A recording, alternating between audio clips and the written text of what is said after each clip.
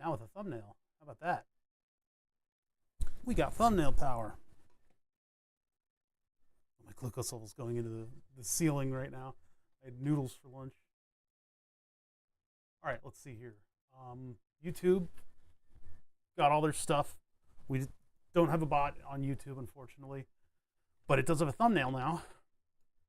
I'm going to keep in the habit of throwing something up every stream and getting a good thumbnail in there.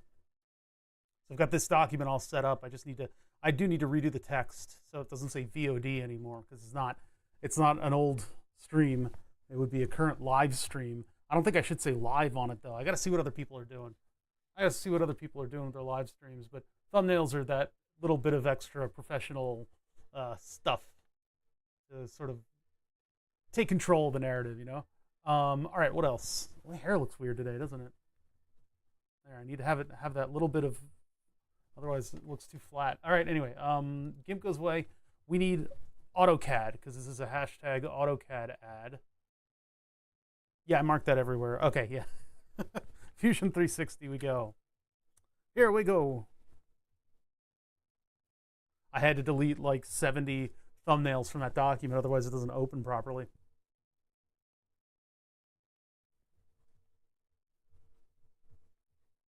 Other than that, things have been going okay. I really want one of those X-Tool welders. I don't think I have any resources to get them. Oh, what's that? Encoding overloaded. Oh, it's overloaded because of, yeah, that's why. We're dropping frames because the computer's like, boot up AutoCAD. And we probably have to update the software. That probably has to happen. But then we'll work on the keyboard.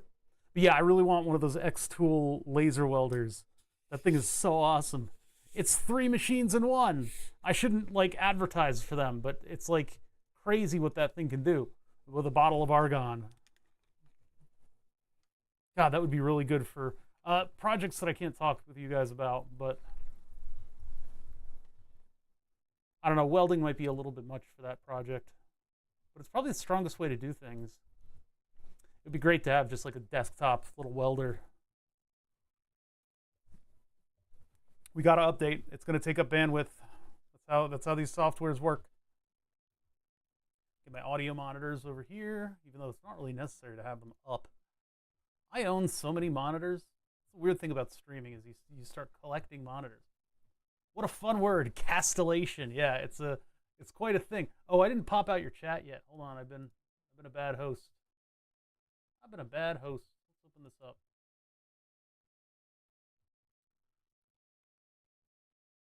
Castellation. Oh my God, it's semantic satiation. Pop out chat, close that. Oh, Chrome takes a poop. All right, there we go.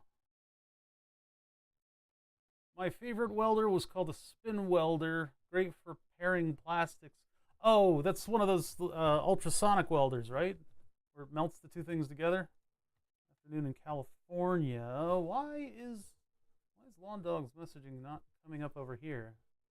Probably because, oh yeah, memory on the computer is tight, and so it's starting to, Chrome is backing off of all of the RAM that it's got a hold of, but I need it to get that RAM back and stop end-of-lifing my windows. It puts the windows in the background. Yeah, semantic satiation is a really fun word too. Oh my God. Okay, everything's gonna be slow. The chat messages won't come in properly. I'll read them over here for a minute, and then once we get this done, here, let's start soon up. You can see how janky everything is right now.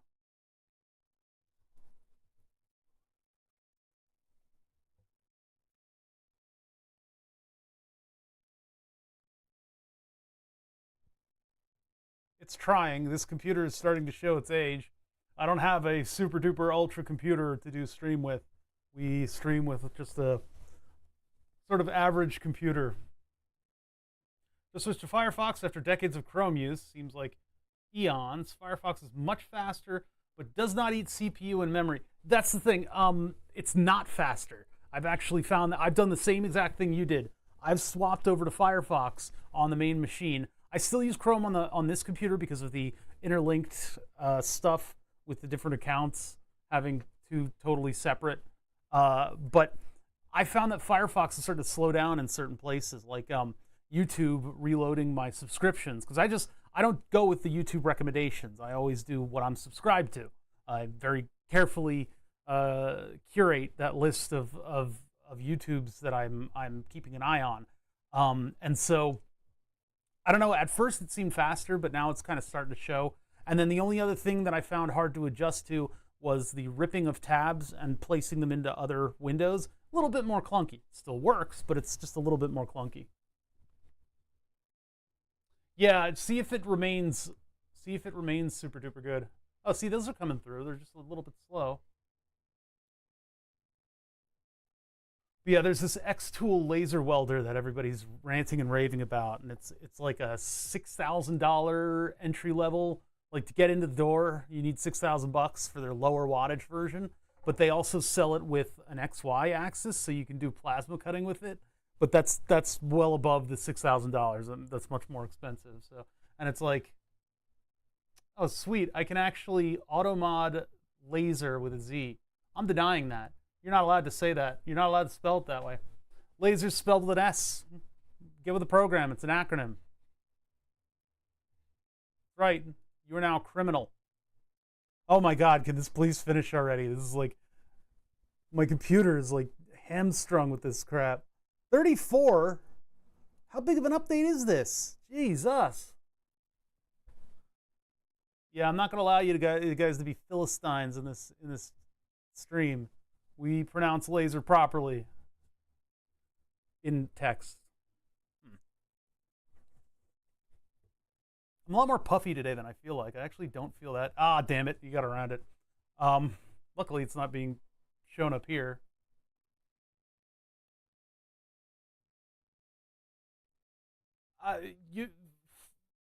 Hilarious of you to think that I could actually open up another. Yeah, we added it to one of the banned terms. Because I just get mad at people spelling it wrong all the time.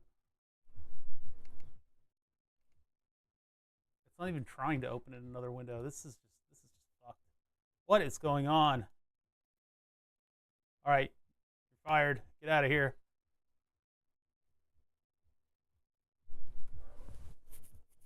Maybe I could close a couple windows and free up some memory.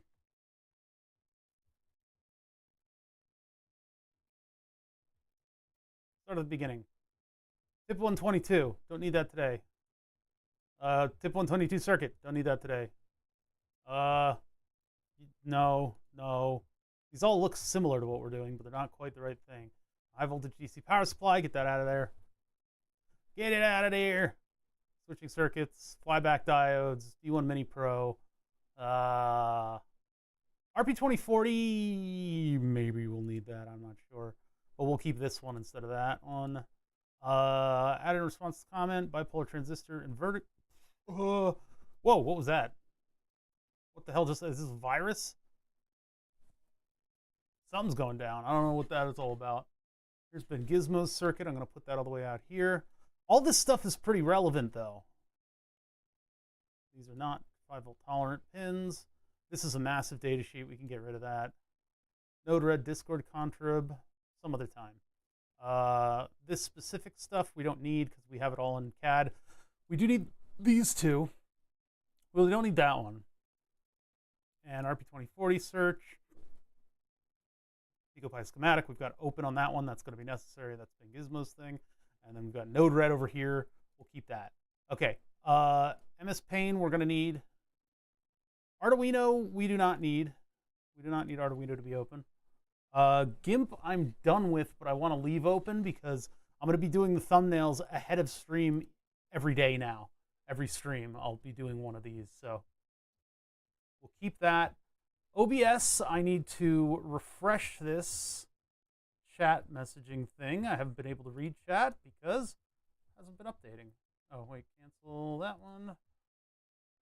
Chat, there, properties, refresh. Okay, that should hopefully fix this. Yeah, that was one of those jump scare windows like when you install a pirated game. huge difference in CPU memory usage was becoming a serious roadblock. I'm starting to get that tingle as well.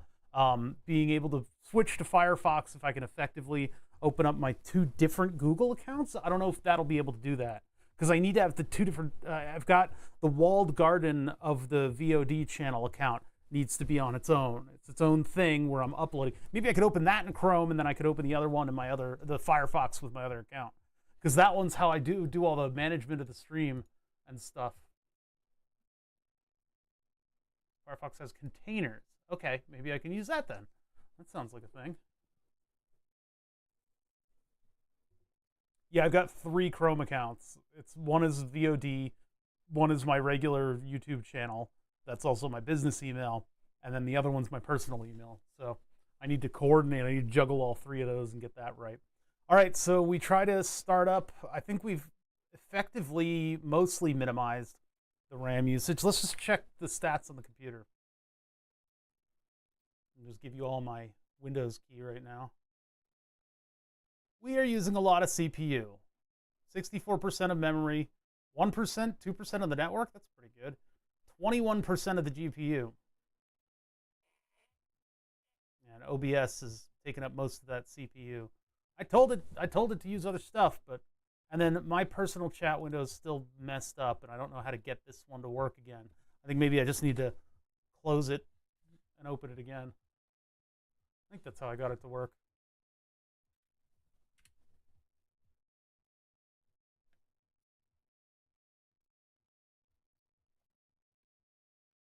Or not. It seems to be right back at the same. Why is this one free again? What happened? What?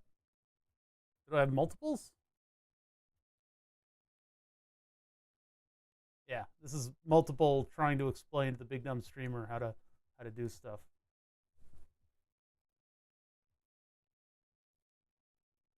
There we go. Nothing right now. Now I need to open up. Now I need to open up Fusion and see whether it works, whether it can update with everything else that's going on my computer.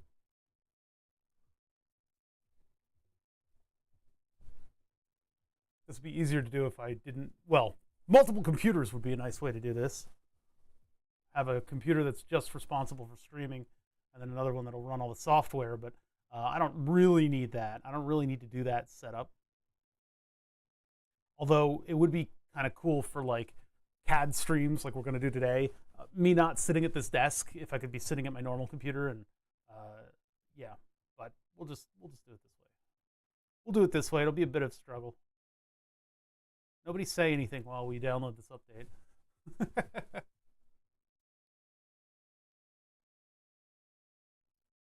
I've not tried that yet. One account in Chrome, the other in Firefox.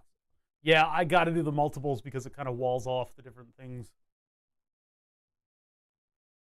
Yeah, I mean, I've got multiple computers going with gaming streams. I can do multiple computers. That's what we've done. I mean, I've got the capture thing over there, and I just need to plug a monitor cable across the room, which is a little bit annoying, but it's all right. It's okay. One day, I will be able to actually move into my own space, and then I'll be able to connect everything together properly. The way Flatulent Gonad does things is very alluring, having everything go into a computer room. It would be pretty interesting if there was just a whole computer room sitting behind me here. That's a linen closet that's on the other side of this wall. You guys get a slideshow. Actually, that's still a bit of a slideshow. On the other side of this wall, there's a linen closet, and it's filled with just like useless stuff. I would love to take over that room, and then I could have all of my computers be on just like extensions that go through the wall to like tables in the other room, and then I could have all the computers on the table, all the 3D printers on the tables. That would be a great thing to do. And then I could move this exhaust fan over to that room, and it could have ventilation in there for, you know, the Goop 3D printer and stuff. That would be ideal. Then I would have all the computers in one place. I would be able to connect them to one another and do all that stuff that I need to do just out in the open. And of course, more storage for all of my tech stuff would be nice. I could get that big giant rack moved to the other room, even though I don't really think I need to. I kind of like having the giant rack there, but that means that I could move my computers into more traditional cases, and they could just sit over there. That would be very, very cool. And I'd have one room that I would want to like cool. Castellation, castellation, castellation, castellation.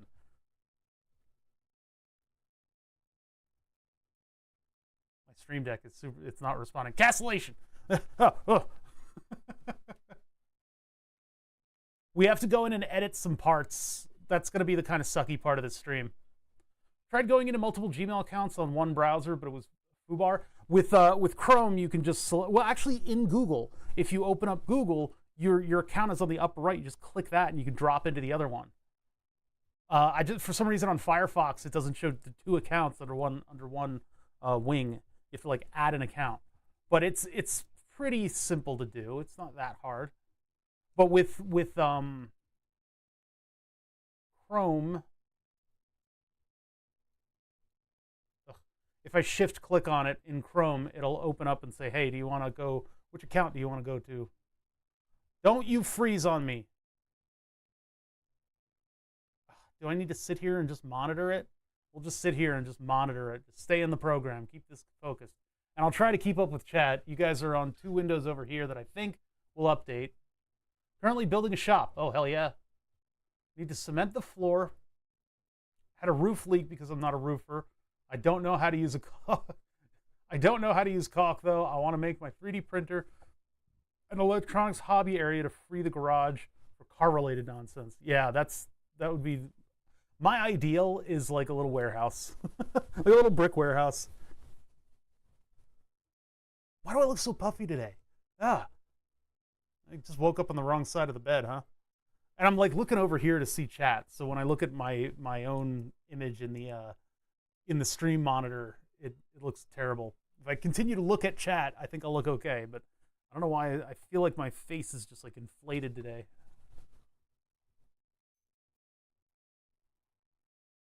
Oh God, that delay makes it really hard to point the camera at stuff properly.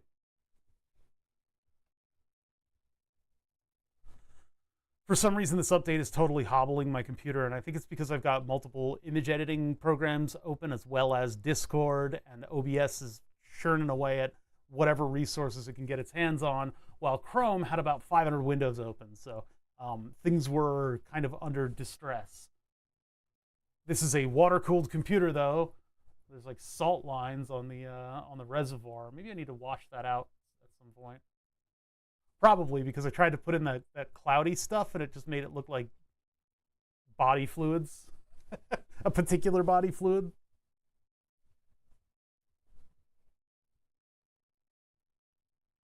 Almost there.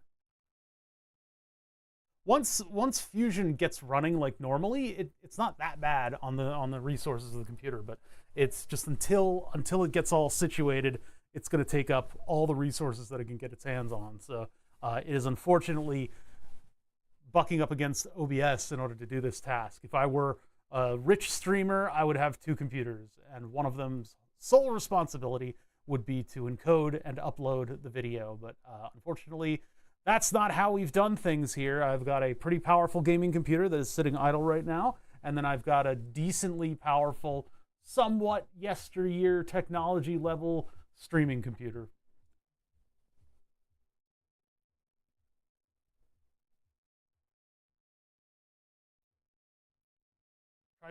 Oh, that just didn't fly here. It did something stupid, I'll bet. Would be nice to have a stream dedicated machine. Yes. Having like a couple machines in the room next to this one, and then running just extensions on them into this room, and or just KVMing. Yeah, that would be the ideal way to go, and I can use pretty old machines to do that. I mean, I've got that Lenovo handheld thing too. That could be another machine that could do it. That is a pretty powerful machine. Hell, I could have that one be the stream computer.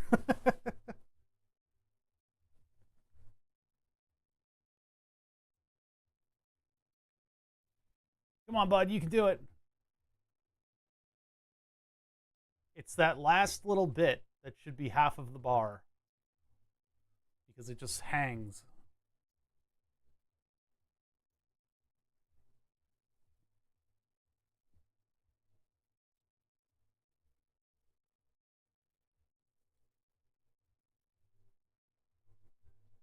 Yeah, that would actually be really interesting. Well, what I'm going to be doing with the handheld is I'm going to wipe it completely, and then I'm going to put Bazite on it, I think is the name. Bazite. And that's supposed to make it much more like a tablet or a handheld gaming PC. And then I'm also going to add to that something that allows me to run Fusion 360 in Linux. It's a like some GitHub project that CyanoCat linked a little while ago. Yeah, 80% of the time it's at 99.6 or 0 to 99.6, and then the last 0.4 are the 20%. Okay, you've added too many decibels and decimal places in there. 0 to 90 is 80% of the time, and then the last 20% of the time is above 90, getting to 100. Too wordy is too awkward. Rewrite the whole sentence. What's updating? Oh wait, no, that's an old message, isn't it? No. Yeah, why is that? Look at all of the Twitch messages that I've gotten. This is not right. I'm missing a whole block of messages. We'll just get them when they come back, like when this is done. 97, still 97. Come on, baby, you can do this.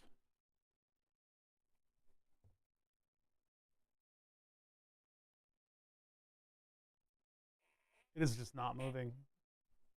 I'm worried about it. 90%, 97% up there.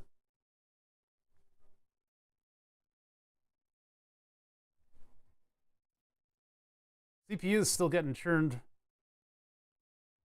Still dropping frames. Actually, 0 frames dropped.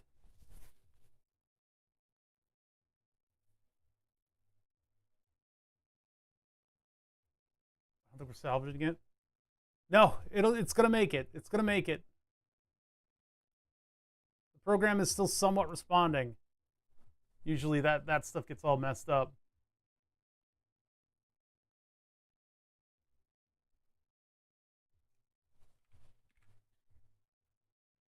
Task manager.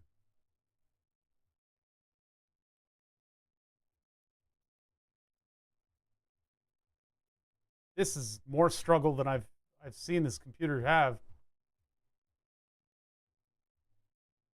System interrupts 100% CPU.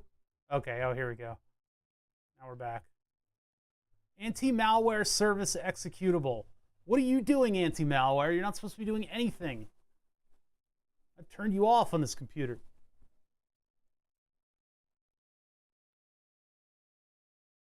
Is it monitoring what's coming in for Autodesk? There's no way. And then Autodesk is way down here using 4%.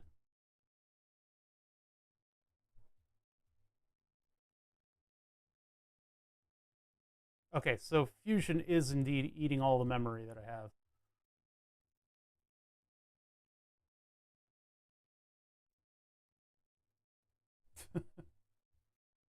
I'm not putting a pillow over this thing's face. I'm not going to suffocate it yet.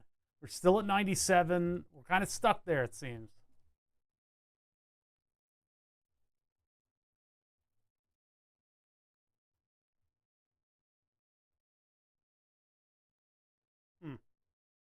Node.js, huh? Come on, buddy. You can do this. You can come back to us. You can work again, right? 97%. That's not that bad. Come on. Uh-oh. No, you're still doing stuff. Why did the update hang? 98. Hey! I don't understand what would take this long. Windows Update sometimes redoes all the stupid virus protections. I think I checked. I'm not sure. It's like there's always something running that you don't want running in Windows. It's obnoxious. But I don't think I want to have to open the hood up to get Linux working properly.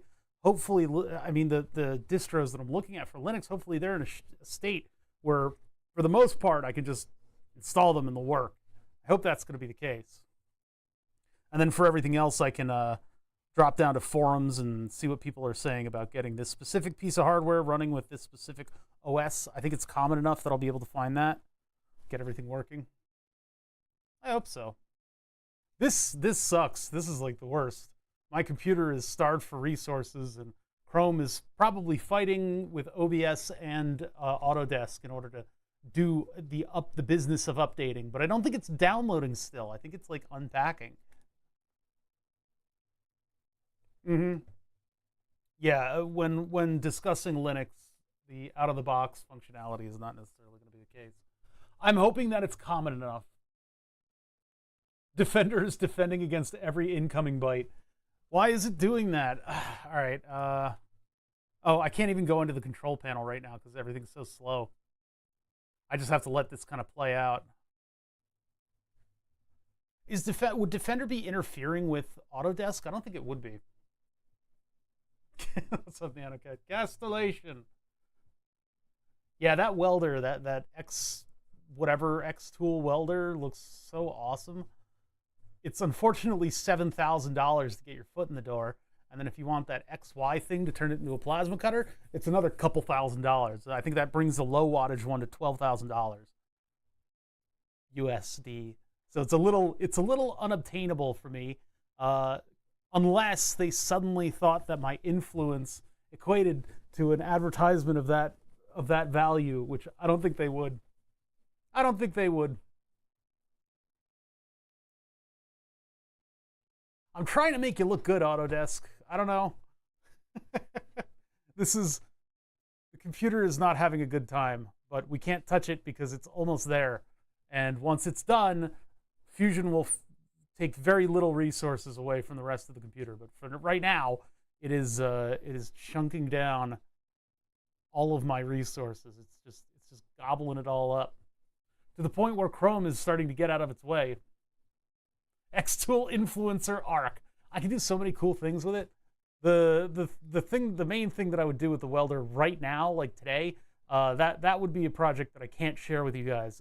And then in the future, I mean, if I could get my hand on one of those things, maybe I'd take it to the garage and we'd be able to do it. Gonad's emotes didn't even come in at first. It's coming in on OBS. On my monitor, chat has stopped. And then over on the other windows, Flatulent Gonad's name came up with blank, and then the emotes. A jewelry micro welder. Yeah, I mean, I have car stuff that I would love to be able to do, and having a laser welder to do it is not necessary, but it sure would be neat. My FFC broke for a couple of weeks. It just came back online. Oh, well, independent of that, we are updating Fusion, and it is eating up. It's utilizing all of the resources, all of the very little resources that this computer has. This is starting to really foster the argument for having multiple computers and putting them in the closet on the other side of this wall. Because over here, can I show you guys my desk? I don't really want to, but I guess I can give you guys a quick peek. So over on this wall over here, this is a big desk, big L desk. We've got the milling machine here. Burn the subs is all the way over here. So having shorter lengths for the cameras is really necessary. This is sort of at its maximum length right now to get to the streaming computer right here. But on the other side of this wall, there's a linen closet that's totally full of useless stuff and some Christmas decorations. So if I could put tables in there, I could have the 3D printers in there. I could have cameras with those computers just to have a monitor on that. And then I could have an extension for the gaming computer, which is all the way over here. So parts storage is over here. Then we have just like the wall stuff. And then there's my gaming desk all the way over there, right? So there's the good mixer. That's the one that I use for gaming streams. The Kinect is in the corner, just got some bullshit all over the place. But that's the gaming computer, and those are the old burn the subs boards, right? So that stuff could just go all the way out to this wall. And then I could have the gaming computer in that room as well. So I could have potentially 3 computers sitting in that room.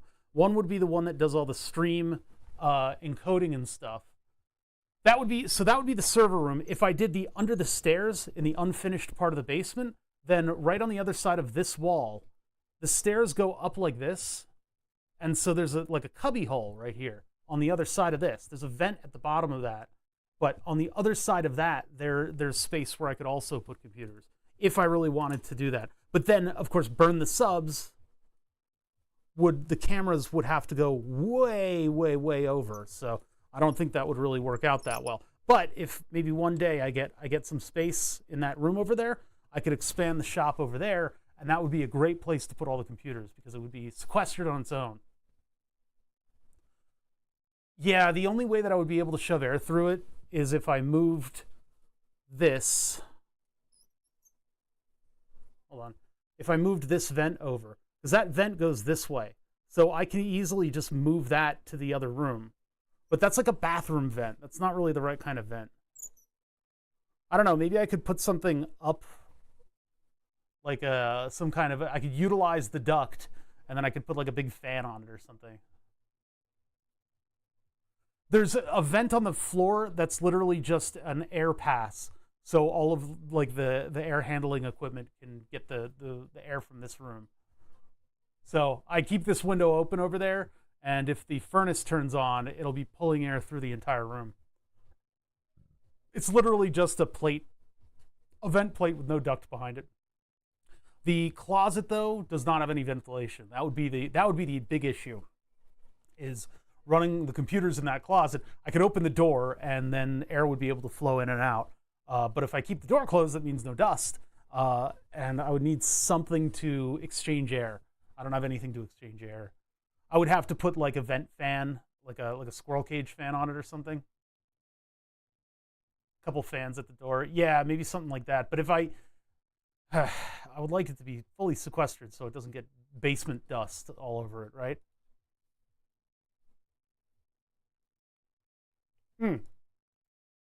Oh, we're ready. We're ready to ready to apply the update. Everything started working again. Yeah, that's a conundrum, isn't it? I mean, I could just get, so I've got one of those fans because I did brewing indoors, like in here. So I actually do have a big, quiet air vent fan. It's the type that you use when you grow like pot. And I actually, I've got one for the, what do you call it? The 3D printer in the other room. I forgot that I bought a smaller one for venting of the UV smell, the UV epoxy smell. So I've got that. All I would have to do is hook it up to, the bit rate improved. Yeah. The dropped frames number, yeah, has gone down significantly. Now the CAD software will just run normally. I'm booting it up right now and it's updating itself. So there will be a couple little drops here and there, but yeah, I could add, that vent in order to exhaust air from that room and cool it off. That could be a good thing. It's totally doable. I just have to plug a hole in the ceiling and then attach to that duct that leads to an old dryer vent. Well, that would be a future strategy, and then I'd have to get some, I don't know, optical. There are monitor, keyboard, and mouse extenders that are pretty cool. I could use 2 or 3 of those. Actually, the stream computer wouldn't need it. It could go just right into the wall. That would be very, very cool. But unfortunately, I'm not set up for that. Actually, and also, that room, the tables in that room are not as deep as these tables. They're much more narrow. They're narrow shelves. And so I don't know if my rack stuff would fit in there. Should I sign up for a welder course or get myself certified? I don't know. I don't know what the way to do that is. You're all set with the latest update. All right. Please stop destroying my computer cycles. It's such an aggressive update on this thing. Okay. I can now go into the thing about like learning welding is you do have to get all the stuff to start out. You can get a lower spec welder though. You don't need to get the super laser welder as your first welder. Then again, getting both a TIG and a MIG can be very, very expensive. You can look for used because they're kind of like 3D printers where people start off with them and then they don't keep up with it and then they give up. They go, I can't do this. I'm going to sell everything. But practice is one of the big things, one of the big tenets. This did not. How do you refresh the cache on something in Chrome? Well, it might update now. Let me just do a little test here. It's not terribly expensive. I can afford it. It's really about getting seat time.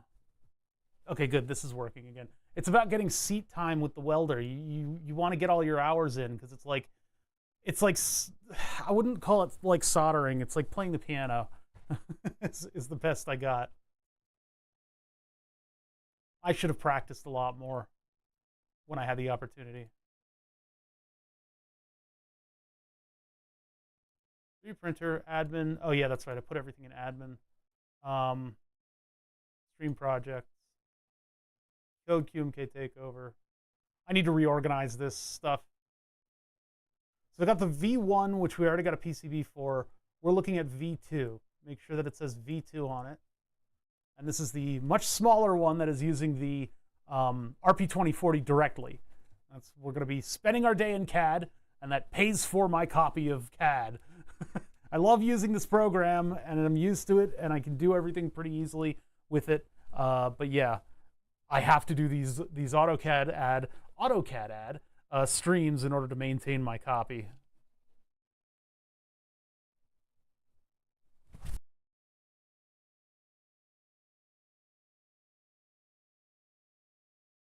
Yeah, my father, my dad knows the piano to the point where he can look at the notes and start playing a simple tune with both hands.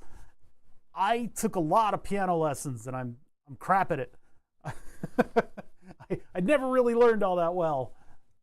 I can read music, but pushing the ivories, I can't really do that well.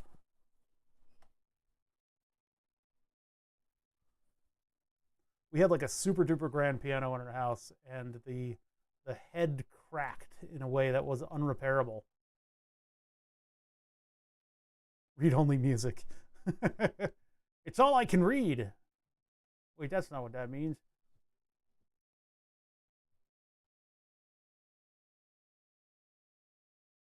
There'll be a couple little revisions of this because I need the reset button to go into pin 1 of this guy. Well, there's one of the pieces of CS, but I'm going to need the other one on QPSI. Double S is going to need to go into pin. Oh boy.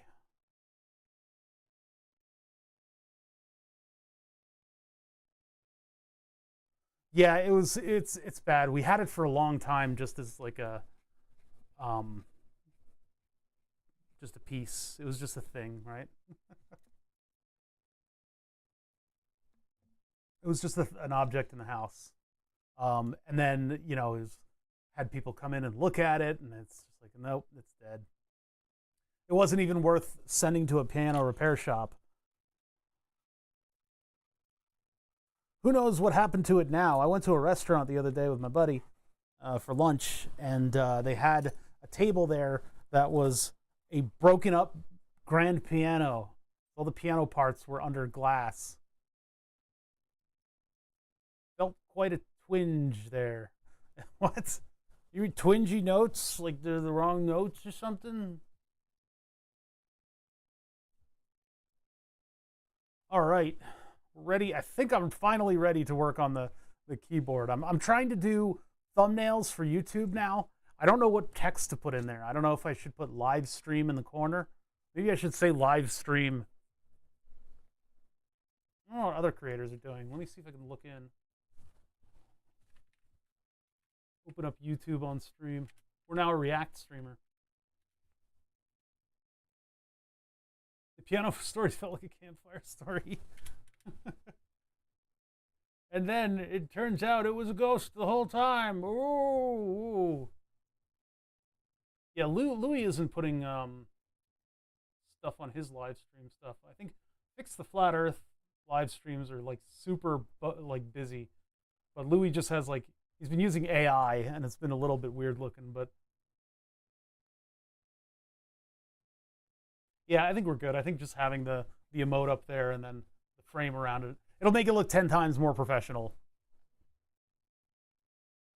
Can't really keep the welder at home for lack of space, but basic welder kits aren't too expensive at all.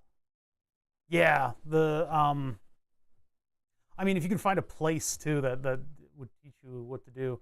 I self-taught, and I probably don't really know all that much. I think most of welding is getting the feeds and speeds and voltages correct. That's most of the welding skill. You get a kind of a feel for it all. But that laser welder looks like it takes a little bit of that out of your hands. That seems just really cool.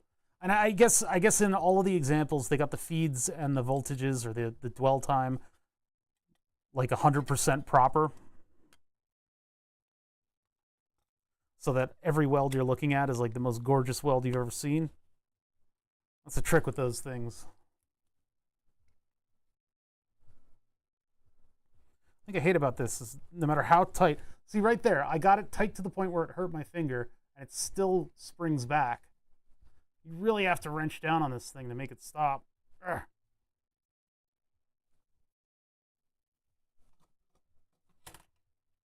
Probably key in material to weld and I'll set it up. Yeah, I guess you would key in the material, but then do you have to do a lot of discovery in order to get it right? Like if you're welding cars with it, most of the welding that they show on the thing, they're welding two pieces of metal that are exactly the right, like formula. It's got just the right material to feed in. Everything is all baked in and perfect. And the weld goes super duper well. But for me, I would start off with like a cooking pot and I'd look at it and go, okay, it's stainless steel. I think this is the right kind of wire to put in.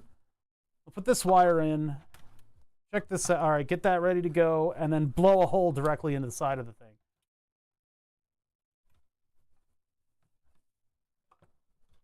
Get this in there. This goes somewhere else, not here. Person who solders and deals with molten metal, we're at advantage. No, we're not. No, we're not. Soldering is brazing, and it's so much different than welding. Because you can't undo your mistake.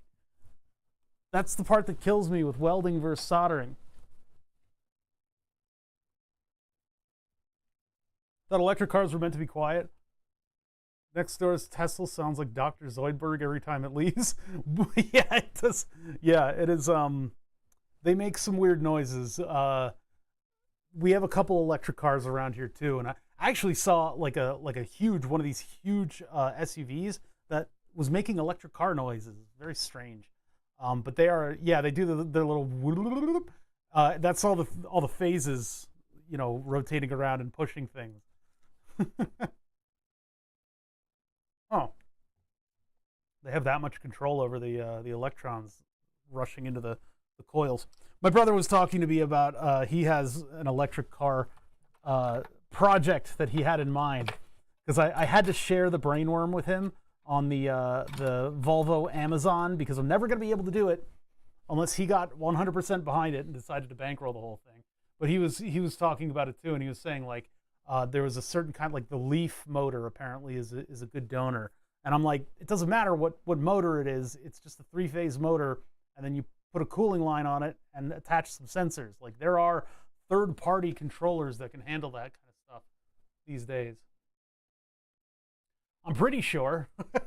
I mean, I don't know anything. I haven't done a full electric car project, but I did study motors and controls in college, so I know the math behind all it, or at least I used to. I would be just absolutely chuffed to do a electric, like a 2-motor Volvo Amazon. I don't know how you do the front though. I don't know how the front would work, because the Volvo Amazon's a rear wheel.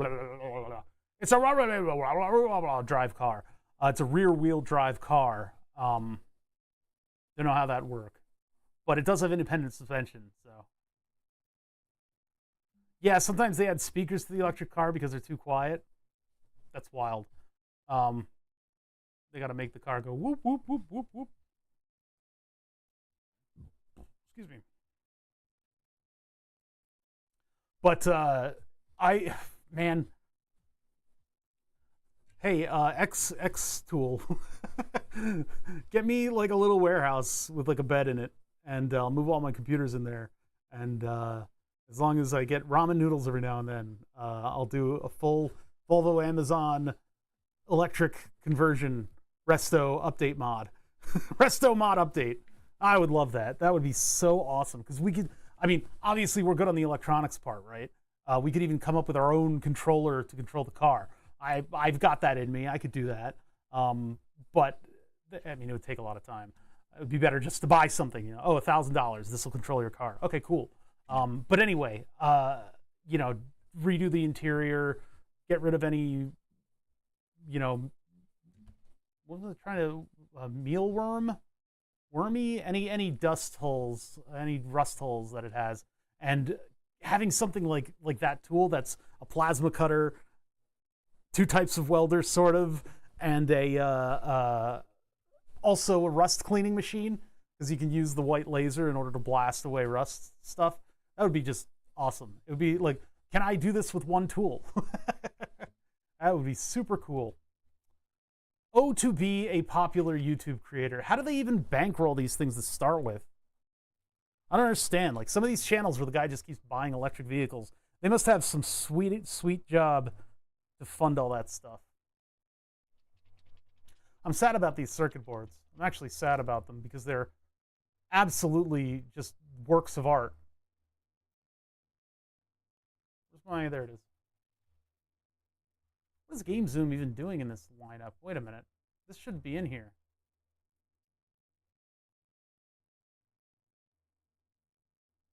There we go. Okay, yeah, these are just like a work of art. Brilliant. Not to like toot my own horn, but I mean the manufacturing on them is like a work of art. Work of art.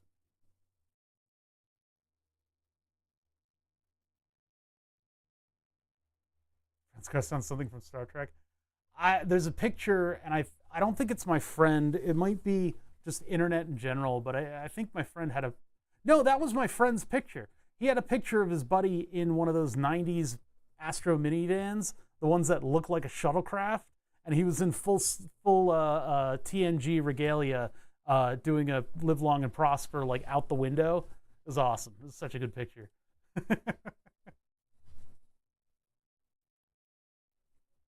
No, but I mean, my super duper desire, the thing that's been eating at my brain that I've wanted to do is, first of all, get up off of this stupid chair and do like a project where I'm actually building something big. And in doing that, I would love to modernize my ability to get around town. And it would be really cool to have an electric car. You know, finally, my trust in electric cars is built to the point where I'm like, well, to get around town, to go get groceries and stuff, maybe an occasional trip, but not that far. Electric car seems to be a pretty viable option these days. Boy, howdy, would I like not paying for fuel.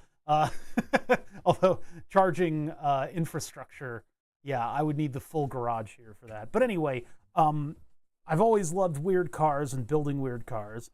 I am at least familiar with welding. I'm not super familiar with it, right? I'm not great at it.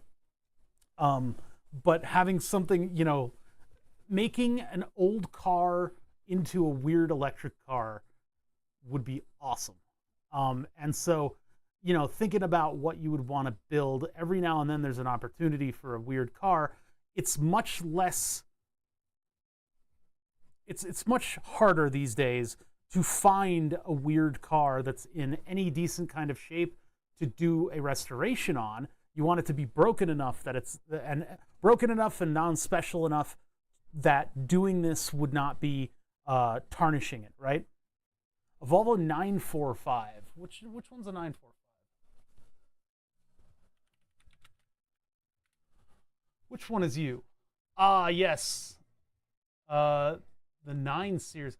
We had an 850 and then I think a 970. Yeah, those are wonderful. And that's a station wagon, so you would have, because it's five doors. Yeah, the tuned up ones, you can still find all the parts to make it like a good enough platform, and it looks like a brick. I love it, and you could probably fit a crap load of batteries in there, and it still would probably be lighter than the iron block that it originally had, the 5-speed.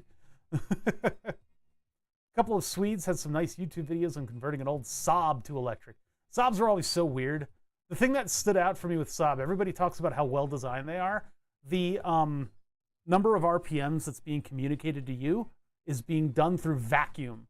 Instead of having something actually counting and giving you like an accurate readout of how many RPMs the motor's doing, they figure, listen, dumb meat human, You sit over there and you pilot the car, we'll give you something that resembles an RPM meter. And so vacuum is like the weirdest way to do it. Yeah, put a huge turbo on it. I saw, thank you, Uncle. I'm puffy today. I don't like the look today, but I appreciate the compliment. Nonetheless, those Volvo motors were just iron, right? And so you could pump the biggest turbo you could possibly find into them, and they'll handle it. It's fine. You got to be a special breed to get a Saab. Yeah, an architect, a psychiatrist, or a teacher. My dad was a psychiatrist. My dad studied architecture and became a psychiatrist. He had a Saab. He's always had Saabs as long as they've existed. Oh, a dentist. Yeah, dentist.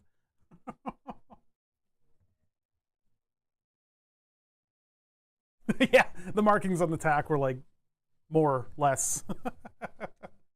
Yeah, it was a weird car. Very weird car. It was one of the ones with that like night mode, where if you go into night mode, all the lights turn off except for the mission critical ones, which didn't really do a whole lot, but it was kind of neat. But a Volvo Amazon is right in that kind of crunchy 1960s era. Everything was kind of rounded. You had your hella lights. You could definitely replace those with better ones now. The thing was pretty sturdily built. I think the metal was radioactive. I think after the 50s, everything was radioactive. But like, it's a Volvo. It's built with like thick metal everywhere, so you could definitely do the repairs. You're not sullying something that is a work of art. The thing has patina. The one that I found has just an awful patina on the whole car. There's like paint is like sanded off, and it's perfect. It would be great. I would even hesitate to want to repaint it in lieu of just letting it look the way that it did, because it was all like ratty, basically. The interior somehow was still in good shape, though. It was a single owner car, the one on Bring a Trailer. Yeah, just give it a good wax to protect the paint from rain. Peugeot 406 diesel, just doing like a random Eurobox. I would love to take on that kind of project. That it will get it. I'm talking like I'm going to do it. I'm not going to be able to do it, guys. I'm not going to be able to do this project, but I would love to. It's eating away at me. It's one of those things. It's like in my DNA. I studied this type of thing in college. I had a Volvo with a turbo, so nice, so quick, ugly as hell, but I had some fun with that thing. Yeah, I'm on the wrong continent. Yeah, the boxy Euro boxes that I would be able to get. Somebody in my Discord found a Lancia Delta that was like race prepped. It was like the perfect thing to do like a resto mod on. You just throw everything out that's inside of the car and then redo the whole interior and then weld the motor onto a plate and you're done. Like, damn it. I couldn't possibly do it. I would have to have it shipped here, and that's as much as a car. But getting something like ratty, yeah, Lancias are water soluble is the other thing. Well, those guys did a bunch of work to get them back to like being at least put in the right, all the panels were facing the right direction, you know. Lancia Delta should be left alone. There are dudes doing resto mods on them. They wanted to, some Italian dudes are doing restoration mods on the various types. I think they're both Italian. It's two different shops that are doing different resto mods, but they do a really good job on it. I don't think I could do that good of a job. I probably could, but it would be nice to have something to try that on. But the costs would pile up, because you would have, like, the car would almost be the cheapest thing. Car would be almost the cheapest thing. Second cheapest thing is probably going to be the donor of the motors and stuff. I don't know if you guys can see that, but that was lighting up. So the other day, 1991 S10 had a perfect chassis to do a frame swap with the 1950 Chevy body. That's a weird one. I mean, you could do a huge Chevy motor, I guess. Huh. But yeah, it's just such a me project. That would be so perfect. But then the costs would pile up with the controller, whatever controller I'd want to use, something that doesn't have an internet connection. And then you've got to do the dashboard, probably just get a race pack or something like that. That's still kind of expensive. You guys aren't seeing it, but every time somebody says idea in the chat, this lights up.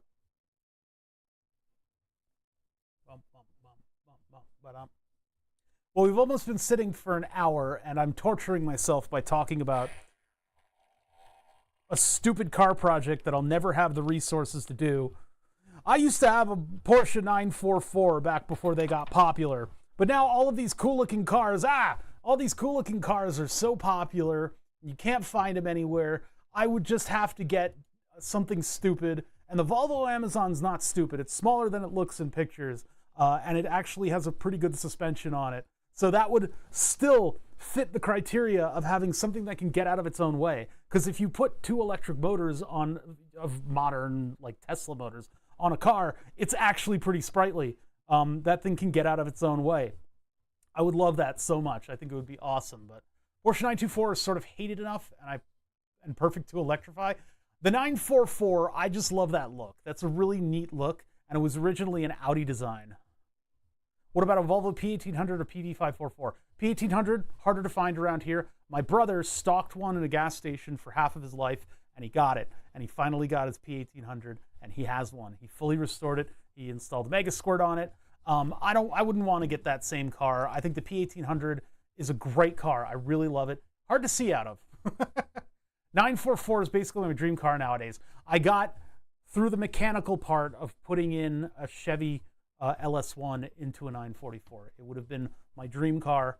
I would have loved it so much, but it sat for 2 years without me working on it, and resources were different back then. And so I just didn't get to the end of that, and I'm still kicking myself. My mate's 945 had Mega Squirt in it. Yeah, everybody was Mega Squirting back then. And then the head of the FBI Technology Center sat next to us during lunch, and I got to talking about cars with him, and I kept saying Mega Squirt, and my coworkers were like, "What were you talking about?" Like no, it's not what it sounds like. We were talking about Mega Squirting. Yeah. It shot 6-foot flames out of the exhaust when it was tuned up. Oh, was it doing waste injection, like where it injects on the wrong part of the cycle? What's up, Walrus? Sheesh. Always like the Dodge Viper look.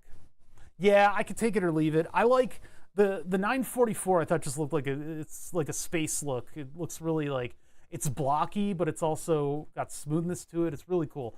The Amazon I could definitely learn to love if you widen the wheelbase just a little bit. It does a hell of a lot to make it look much cooler. You know, kind of like the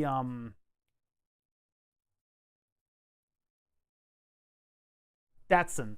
Kind of like the Datsun look with the extended hood, a little pod for the person to drive, and you put fender flares on that, and it's just, wait, that's the wrong gesture. There we go. That's the one I'm doing. I was like, okay, you're doing a mouth gesture in order to say how good it is. That's the wrong one. That's not the right one. That's not. My brain is mush.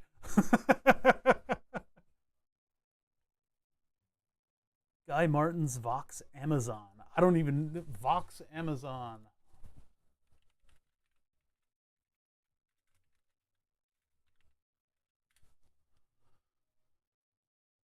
Oh, that's right. Yes, you were showing me this one. This is. I don't think I like the look of the station wagon.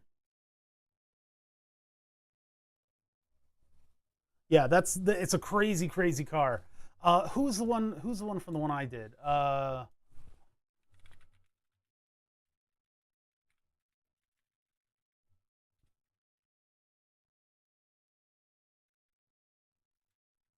on.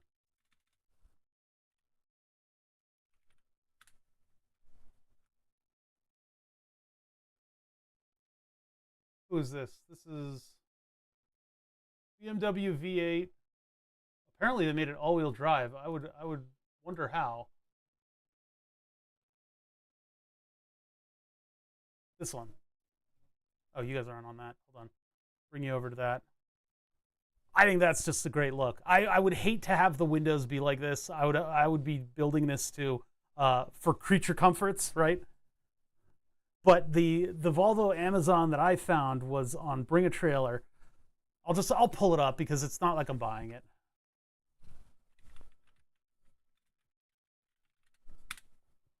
And did I type in the right website? I did.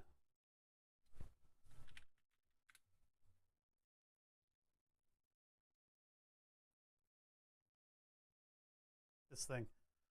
I want it. I want it. I want it. It's gone up to $2,500, so it'd probably be about $4,000 to buy unless the auction got super crazy. But holy shit, that patina is so good. Look at that. Look at how worn it is. This thing was a single owner car and it lived in New Jersey. So it was right next door. And then it went to Utah to be sold. Bargain if it's solid. It looks pretty solid because it was a one owner car. Can you believe the interior is in that kind of shape? Look at this.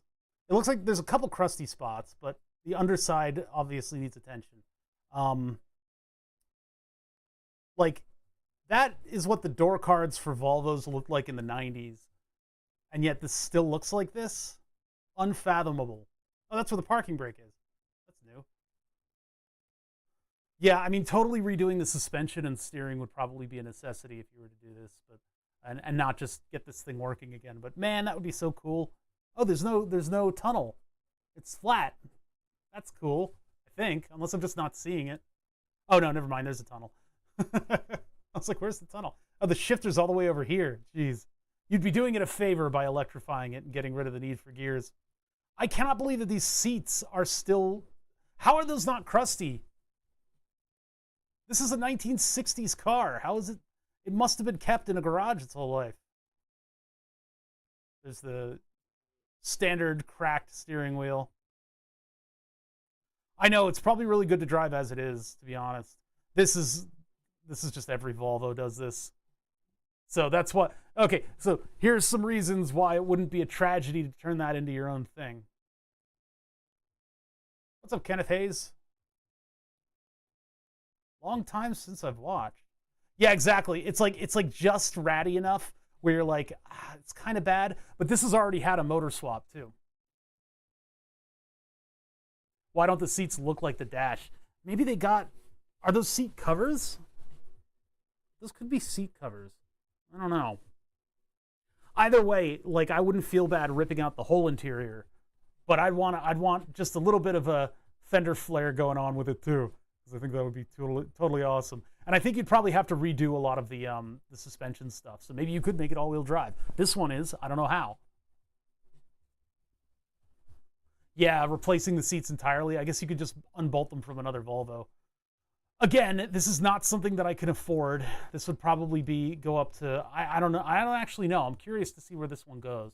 Because I'm thinking $4,000 it'll probably end at. There'll probably be a little bidding war in 2 days. But it would just be such an awesome donor for like a Resto electric. You'd pull up in something looking like this, and it would actually be like a legitimately fast car. I've also seen there in the Top Gear episode where they do the Finnish rally racing. There's a couple Volvo Amazons in that. They're not in good shape, but apparently they're good enough for that kind of race. All right, let's start. Let's get started. We're not working on fascinating and amazing. Hey, C Strachan, you got to see the ideal light turn red for your sub there. That was awesome. Thank you so much, C Strachan. Oh, this Wayne Johnson gifting to C Strachan.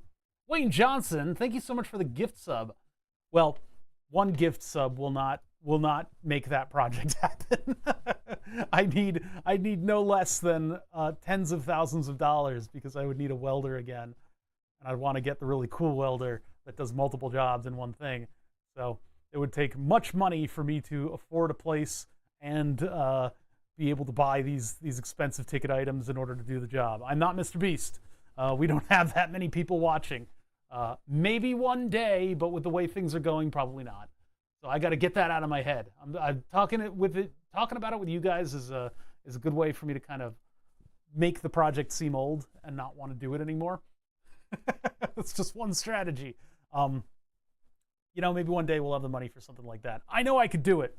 I know I could do it in terms of skill and design prowess and all that stuff. But anyway, we're doing an AutoCAD, hashtag AutoCAD ad. We're doing an AutoCAD ad. That means that I'm going to be using AutoCAD for the majority of the stream. They say I don't have to do that, but that's just what we're going to do anyway. We'll be doing this anyway. I use Fusion 360 for a lot of stuff. By sheer luck alone, I originally used Eagle in order to design my circuit boards, and I used just AutoCAD in general to do 3D design.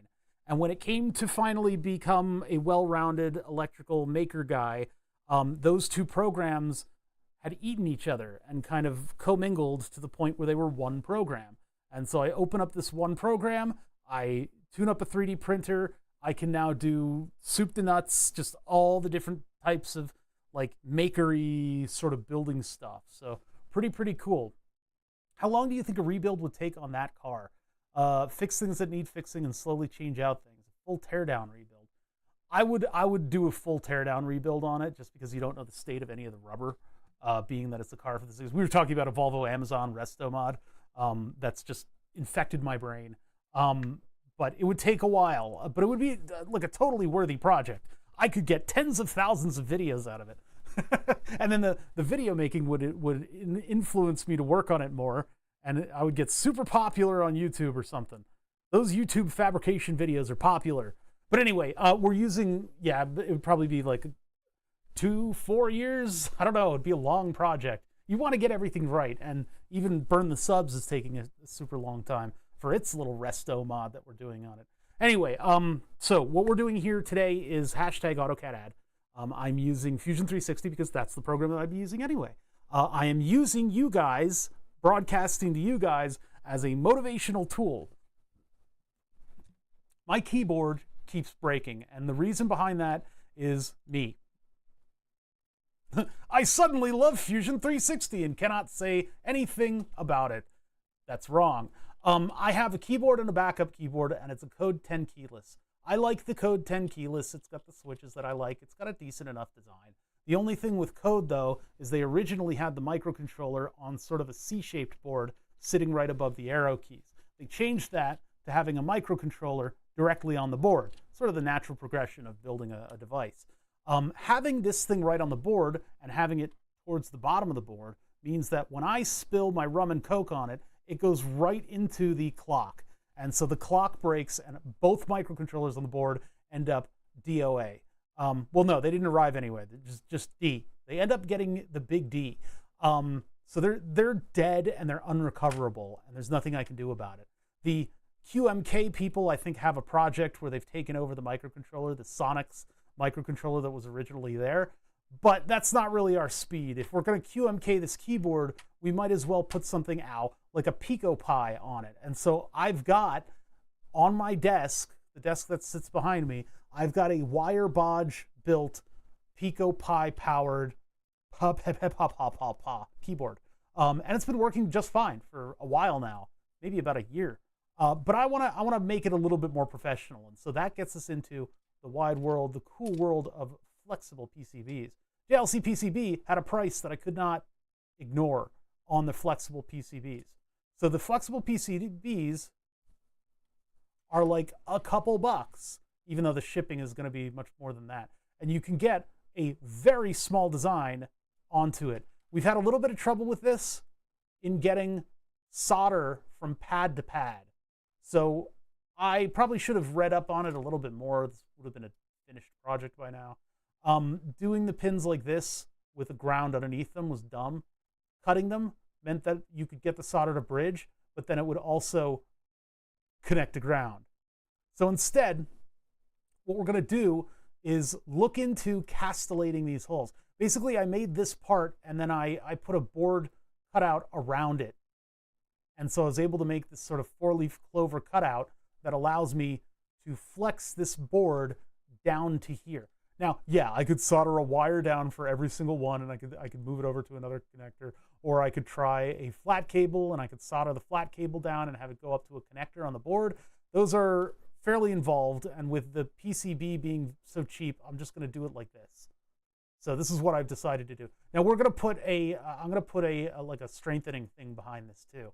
So we'll put that into the order, and we'll put that into the CAD files as well. But that way I can have something that solders in and connects to all the pins that the microcontroller interfaced with and take over the entire keyboard. So that's the idea. The problem is we couldn't get the solder to bridge. Now we've done a little bit of research into it. With a little bit of luck and some numbers in the right places, we can use castellated holes. Castellation just means that you're like a via. If you don't know what a via is, on a circuit board, you have outer layers on the circuit board. If you need to take a signal from one side of the board to the other, you put in a via. And the way you make a via is you drill a hole. So you drill a hole in the board, and then you somehow electrically connect the top to the bottom. Sometimes you drop a pin in there and solder both sides. That's the super DIY way to do it. Or you put it into an electroplating machine that will then electroplate the hole. I've even seen it where you have holes. You have little collars that go into the hole, and then it expands with a tool, and you just expand it out, and it's like a rivet. I've built boards like that. There's all kinds of ways to do it. Usually the electroplating way is the super duper electrical way to, the professional way to do it. When you take the signal from the top to the bottom, okay, that's all well and good. You do that. Castellated holes are a way that you can have your board solder directly on top of like another board's pad. And castellation works because it gives you that side profile of copper to have the solder run down and connect the two things together. Castellation in our CAD program is done the same way that vias are done, only we allow them to violate the rules of being close to the edge of the board. So we have basically just a via that's on the edge of the board, and so the one side of the via is just gone. It's just not there. And then we get half of a traditional via on the other. So that's what we're doing. Oh, man. Here, one sec. Wait, we got to do something. I have to before I allow things to proceed.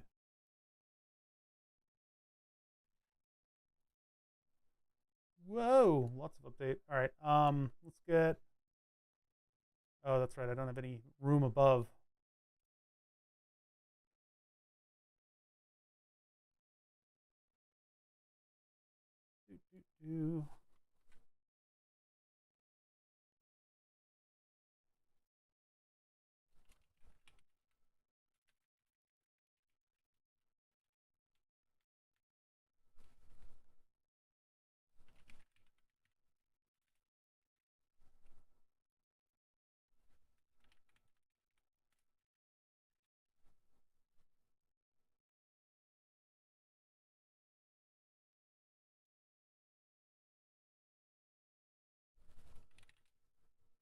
Blue light.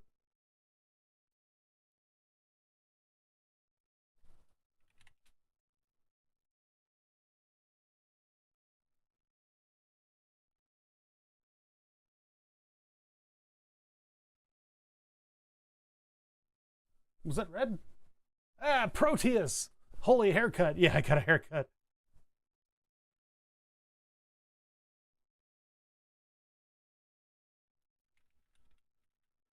Here, hold on. I'll read that in a sec. That is very blue. Proteus, thank you so much for the 10 months. Holy haircut. Yeah, it got a little bad. It got bad. My hair was hurting. They both go in at the same time. Apparently blue takes preference. I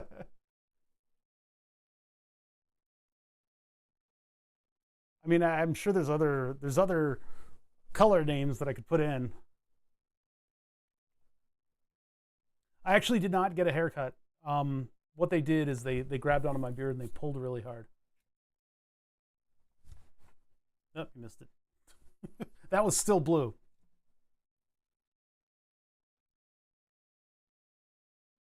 Okay, so castellation. We're doing castellated holes on these parts, and that's going to allow me to connect to this thing properly. There are a couple of things that I would like to answer here, but I think first we should work with the castellation because that's the part that sucks. The other part is the reset button, and then on top of that, we also need to do something with the transistors in order to make sure that we can use all the pins on our device because we're unable to use all of them. We're right up at the edge. We can use every single pin, but we need to put the two transistors that do the RGB LEDs. They need to be one pin instead of two. Here we go. So on the keyboard, we've done a little bit of reverse engineering, and we've discovered that the RGB LEDs for numlock and caps lock, they're done in a way that I guess allows them to work with the row and column scanning of the rest of the keyboard. Lucky for us, they're on their own pins though. And for some reason they did it this way. It saves them one pin to do it this way. It's 5 pins. and it's 6 LEDs. Very strange. But it saves them 1 pin. Now we have to save another 1 pin, and then we have exactly the number of pins for this thing to operate. So 10 and 11 here need to basically reciprocate back and forth. One of them, we send it a 1, and one of them turns on and the other one turns off. That way we can have it go back and forth between the 2 banks of LEDs and have it do a proper numlock and caps lock, whatever the hell I want it to do. I could have it do RGB all day. I haven't programmed that yet. I haven't programmed them to do anything yet, actually. But I would like to have the option to operate them, right? So in order to do that, we need to figure out what that circuit is going to look like. And I'd like to minimize the number of transistors that I use to do it. This is 5 volts, and we don't want 5 volts running into our 3-volt device.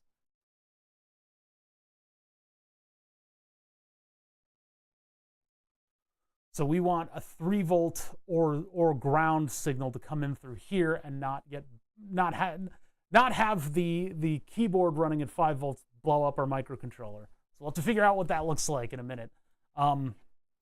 That's going to affect the parts that we use and put into this board. And once we know the parts that we use, we can start putting it together on our 2-dimensional board. Here's our 2-dimensional board with a bunch of the parts moved in. I've got the memory module up here. I've got my LM1117 voltage regulator over here. We have our main chip, which is connected to all this stuff, and we'll have to figure out how we get that working. It is cold. I've got cold air coming in, even though it's supposed to be hot today. I'm going to close the window a little bit. I don't know why I've got such cold air running in here. And it's Friday, so we're trying to relax and have fun. We're having fun. Even though we're using AutoCAD the whole time. This is the dreaded thing about CAD and designing electronics. The worst part is adding your own components. You can't trust external components. You just can't. Can't trust them. I mean, you can to a degree these days. These days you kind of can, but you really shouldn't trust external components. And so a lot of your time in your CAD program is going to be spent designing all of these parts and getting them all together and working together. And it's a lot, getting 3D models for it. So you got to get real stinking comfortable with the part creation process. And it used to be fairly unintuitive in Fusion 360. Nowadays, I think it's a little better, but not by much. Okay, so what we've done lately with this part is we flipped it on its head. We flipped it onto the other layer, and it put silkscreen markings on top of it. I need to change this. So I need to edit the footprint of this part. The footprint is what goes on your 2-dimensional board design. So edit footprint. And this is kind of where the rubber meets the road. All right, so this I would like to not see. Oh, and they put the display layers on the other side. We're gonna get used to it on this side. If the program, this is like Microsoft level shit, where when you update, they change the orientation of everything, and so you've got to look for it again. I'm gonna get used to it being on this side because if they're gonna keep swapping it back, why bother? Why bother learning where it is in the first place? So top stop, that's out. Bottom stop, I don't think I have. Okay, so we'll have to put a bottom stop in as well. That's just so the ground plane doesn't get into that area, because it's not supposed to.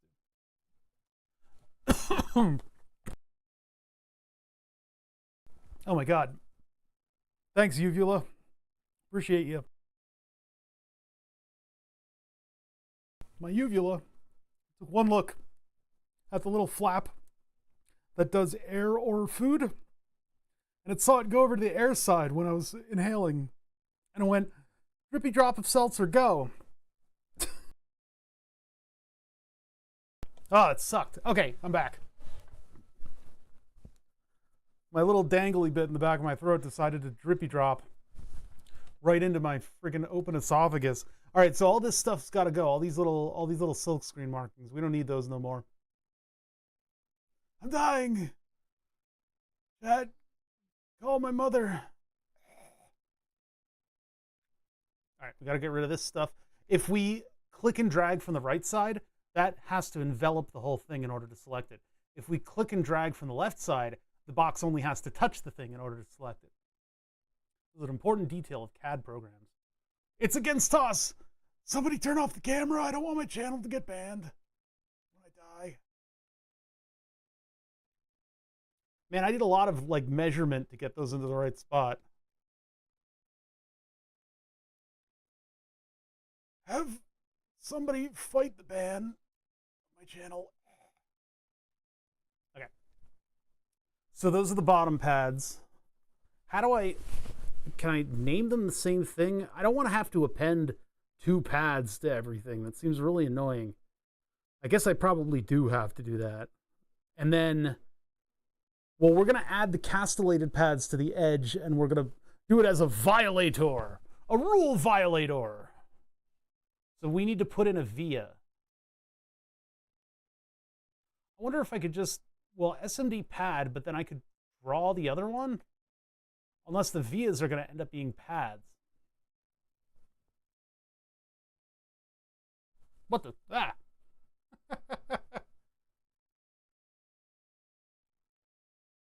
PTH, is that through hole pad? Yeah. Oh my god, it's huge.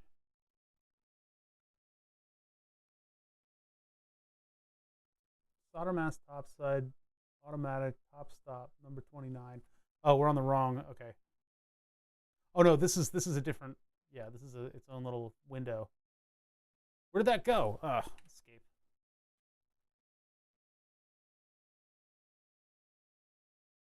So let's take a look at the specs here. Oh, I have a message. Oh, that's just somebody going live. What time is it? It's only 2 o'clock. Too early. Too early for these people to go live. Okay, so we're looking at the castellated holes, but for Flexi PCB, they've got better castellation. They're able to do it smaller. Plated half holes on the edge of an FPC, most often used for press solder connections. Castellated hole diameter greater than 0.3. Well, 0.4 gets us right up. Let's just see what that looks like. So PTH 0.4. That is not viable. 0.3. Okay, 0.3. I don't know if we're going to get away with 0.3. 0.3 is pushing it.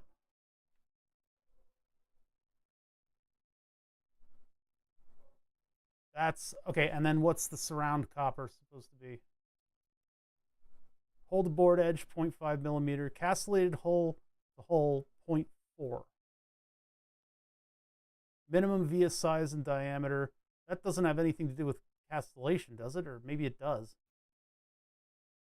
0.15 millimeter via hole size, 0.35 via diameter. Annular ring is 0.1 millimeter minimum, 0.0125 recommended. 0.1.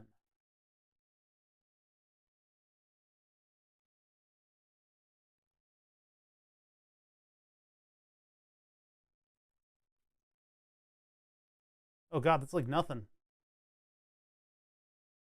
So I could go to like 0.2.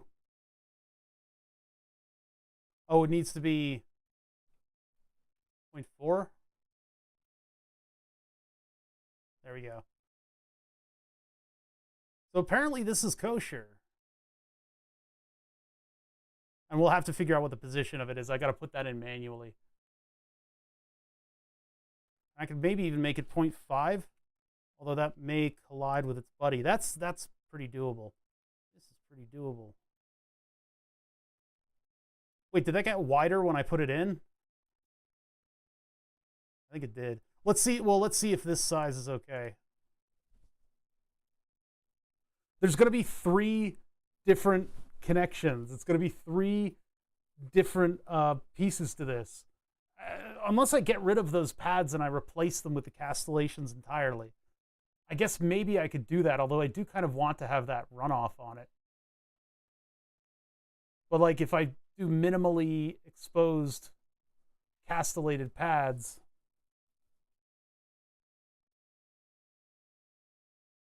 That is so small. So small. Yeah, I think I do still want to have that exposed copper go back a little ways, because that way I'll have the ability to solder like along the length, and I can get to those without doing weird stuff. That's where things are going to get kind of hinky. But I don't understand what this 0.5 away from the edge is. Don't I want it to be just right on the edge? That would be negative 3.092. Or no, wait, that's positive and negative. No, wait, yeah, it's the same number, but one's positive and one's negative, so it's 3.092. Oh,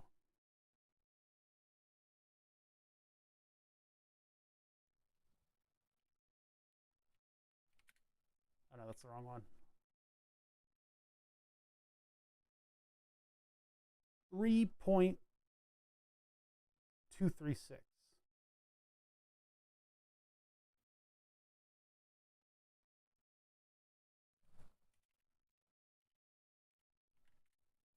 Like that, and then this is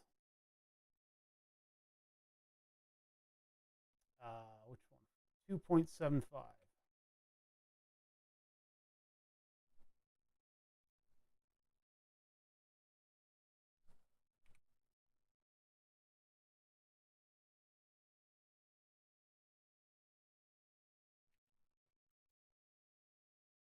This is where we need to like alter the size so that they work together nicely.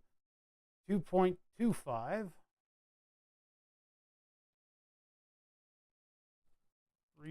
3.079. 2.25. Damn it, got it wrong. 3.236.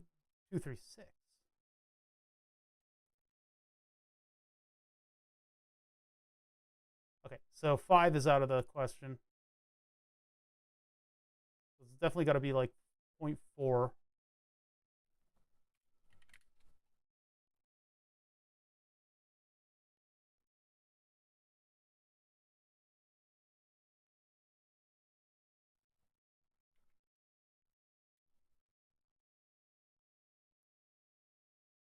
I mean, that'll be a little bit easier then. But boy, oh boy, I guess it works. I guess it works. We're not even in their minimum spec. We're 0.3. So we're actually, that is at their minimum drill size, but the diameter of the thing being 0.4. Hole to board edge. I don't know what that really means. Can I have it so that it's actually moved out a little bit? Greater than 0.3. Pad to board edge. Okay, so this board edge, not the castellation edge. That's a little less than clear. Hole to hole greater than 0.4. Hole to hole, I don't know how I can determine that distance there. I mean, hopefully that's greater than 0.4, but I don't think one of these circles could fit in the middle of those two. Greater than 0.4, and we're talking, because this one has 0.4 diameter on the outside. So if you think of that circle has to be the distance from hole to hole. Unless it's not radius, it's diameter. So that full distance we would need between these two. This might not be doable unless I have to like specially have them do weird stuff. And maybe I guess I could request them to do it. I don't know. And weirdly enough, this distance is the 0.2 millimeter to the edge. How I would fill in the top and the bottom here is also beyond my reckoning. I don't know. Unless I just deal with the castellated holes as the only interface and put traces out from them. I guess that could probably work too. Because then it would be, well, it would be not a lot of stuff would be connecting the cable down. So that would maybe get in the way of it. Man, this is a lot. This is a lot for me to deal with. This is a lot.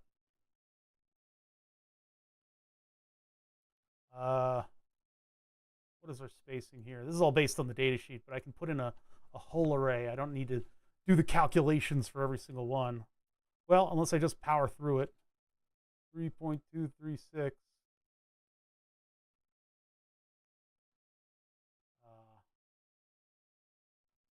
0.43. Okay. Man, it's really jumpy. No, that's going to take way too long. I need to do it as like an array function. So the distance between these is from 2.75 to 2.25. So it's 0.5 for each. 0.5 of a millimeter. So place pad array. Pad count is 1, 2, 3, 4, 5, 6, 7, 8, 9, 10.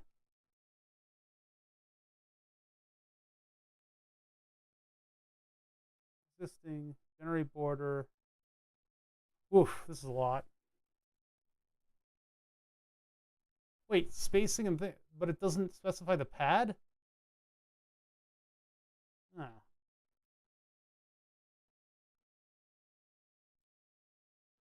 Okay, so apparently I'm doing these manually. Oh man. Pad array didn't really work. Pattern? Can we do pattern? From this, columns 1, rows 1, 2, 3, 4, 5, 6, 7, 8, 9, 10. So we'll do 10 rows. And Y spacing is going to be going down, and it's going to be 0.5 millimeter. There we go. That's actually 11. Oh, unless it's like putting one that, no, 2, 3, 4, 5, 6, 7, 8, 9, 10, 11. Okay. Oh, that does it. Done. Your intern to do it? Yeah, that would be one thing to do, huh? I just don't like how this doesn't like it's close to the edge, and they said I had to be 0.2. There's the distancing on some of this stuff is not going to be in spec. I think maybe what I need to do is I'll probably need to like leave a note and say, hey, how much is it going to cost? So technically I could make these into the ones over here by just flipping the sign. That may be the way to do it. Hold on, put that there. Where's this line? Properties? Properties! Bleh. Curve 0, width 0, to from, negative 3.236. Take that and position this thing at negative 3.236. Boom. Bada bing. And then make a pattern. I'll have to rename all of these, by the way, and that way they'll be easier to figure out. I may... Should I get rid of the pads that I've already got there? I kind of need those pads, don't I? Maybe the ones that have traces coming out of them will have just a big trace, and then I'll leave that exposed. But having it exposed on the top and the bottom means that it'll have solder like all around it, and it'll be able to hold on a little better. Pattern here. 1 rows 20 going the other way, and spacing 0.5. So maybe, I think it's like 14. Oh, 12. Done. I guess you could probably push the castellations out a little bit and have it be a little bit less of like a cup. Eye cup.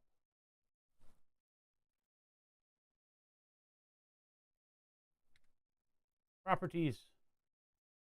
This one's 2.75. Yeah, that tracks. Okay, so negative 2.75.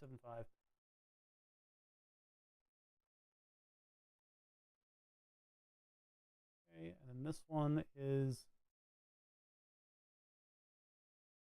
3.236. They should all be the same numbers because it's symmetrical. There we go.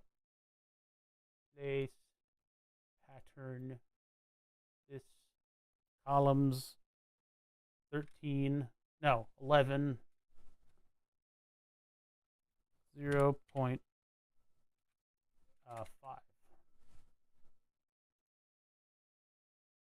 Ah, 12.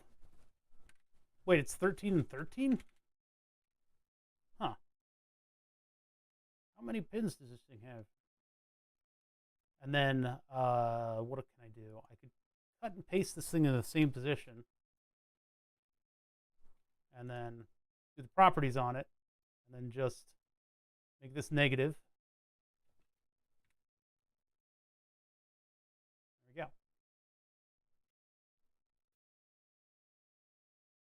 I guess CAD is all about learning how to do things just a little bit faster over and over again. Damn it.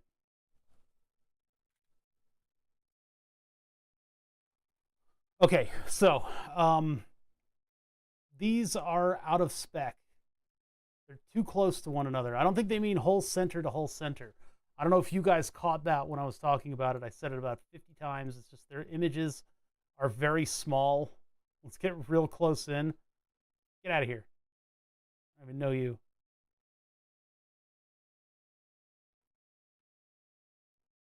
So castellated hole to hole has to be greater than 0.4. Technically, I could move these forwards, and maybe that spacing would get closer to 0.4. I can't measure with a ruler on this program. It's not good like that. It's kind of really annoying. What's up, Kowalski? So, like, if I push these forward a little bit, would I be able to do that? They don't give me any information about that specification. Does it have to be an annular ring? Huh. Pad to board edge, 0.5 millimeter minimum. The board edge is what position?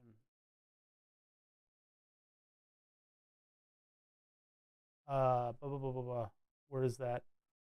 Negative 3.092. I got to pull up the calculator. This is the problem with this kind of thing, is that the gloriful part, the really cool part of running all the traces is supported by all of this work that we're doing right now. All of this, like, hey, wait a minute, I didn't quite get that detail right. And it ends up being a lot of sort of number punching. Negative 3.092. 3.092, and we're going to this position, 2.75.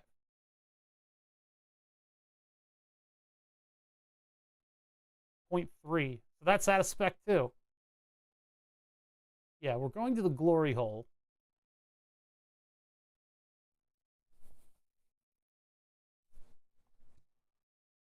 Yeah, that's 0.3. They didn't have any problem. Well, that's castellated. That's not pad to edge is probably a different one, isn't it? Does that mean I need to make my thingies thicker?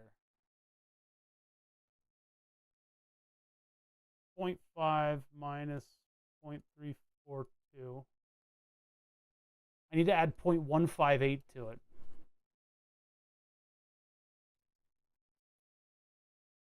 Point 1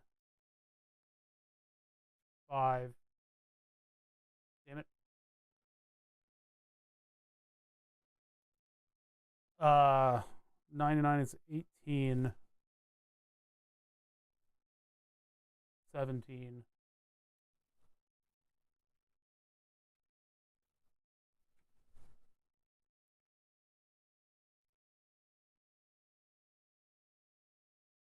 That doesn't quite look right.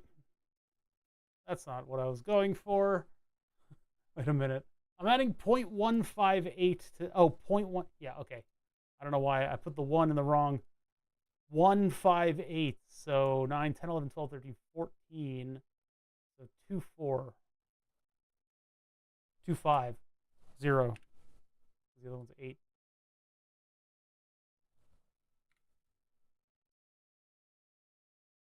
We're like splitting the width of an atom with some of these.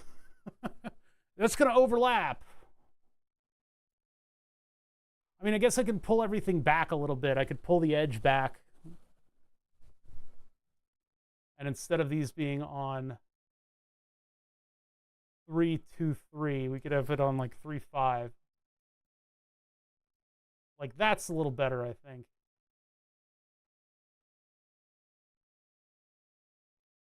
I have to fix a lot of lines now. Chad, I have to fix a lot of lines. I've made a lot of mistakes.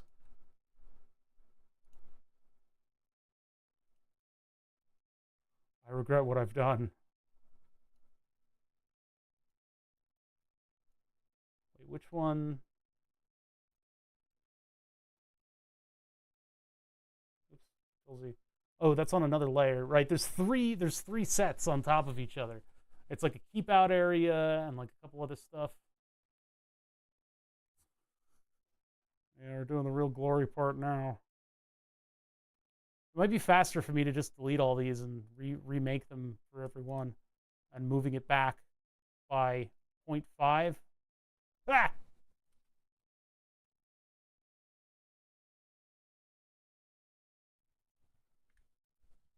At least we're adding more logical numbers to it. So this position was what? This was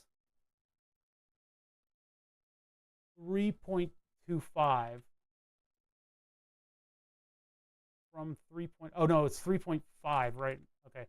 Well, but this one is going to become 3.25. No, hold on.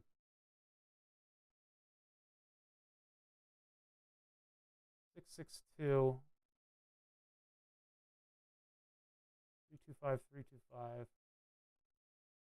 Oh, this one becomes, yeah, 325, 325. It's all maintaining the symmetry and everything. It's all these numbers. It's all numbers game. At least they're nice rounded numbers now.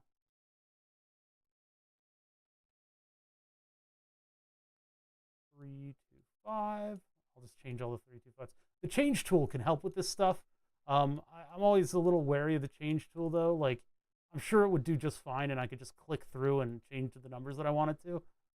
I think that would probably be the way to go with this. But I find myself operating on individual numbers a lot more than I want to. Meanwhile, this is doing nothing to cure me of my desire to buy that Volvo Amazon.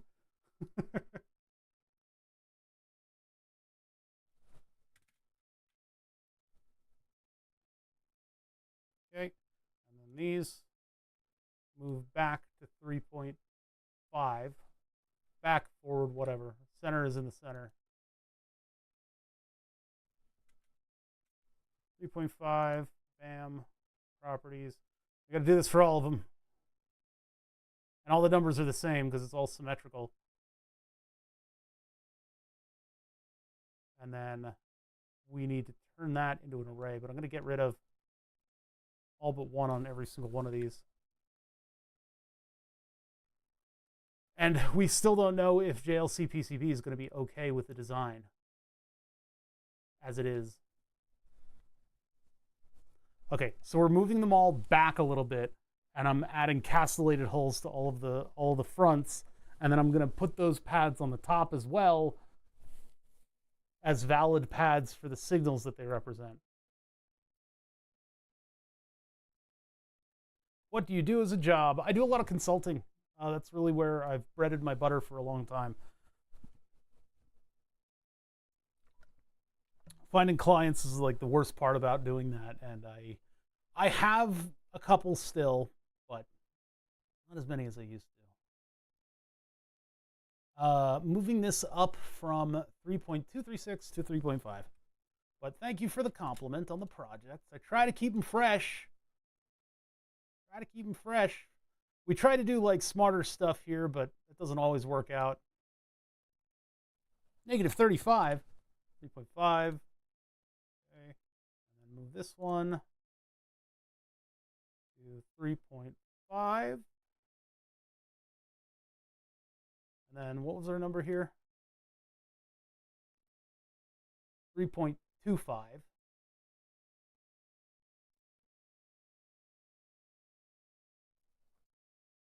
5, 5. 2.5 was within spec, right? Or was that too small? Wait a minute. Well, that was the difference between the center to the thing. That wasn't the edge of the castellated hole to the edge of the board. I don't know how I can measure that. Automate, document. There's no like specific, I'd have to do a bunch of math in order to figure this out. Where the hell is my ruler tool, AutoCAD? We can use the XY coordinates that, oh no, it doesn't do that anymore. Oh yeah, here we go. This would be 3.5, negative 3.25 to negative 2.9. Is that 3.5 minus 2.9? 0.6. Okay, so we are within specification. Yes, I had to do that because I couldn't do the math in my head. I am currently streaming, and so every X amount of time, Deano says castellation into chat, and the idea light turns blue. Or is it every time I say castellate, are you doing it? Yeah, yes, I had to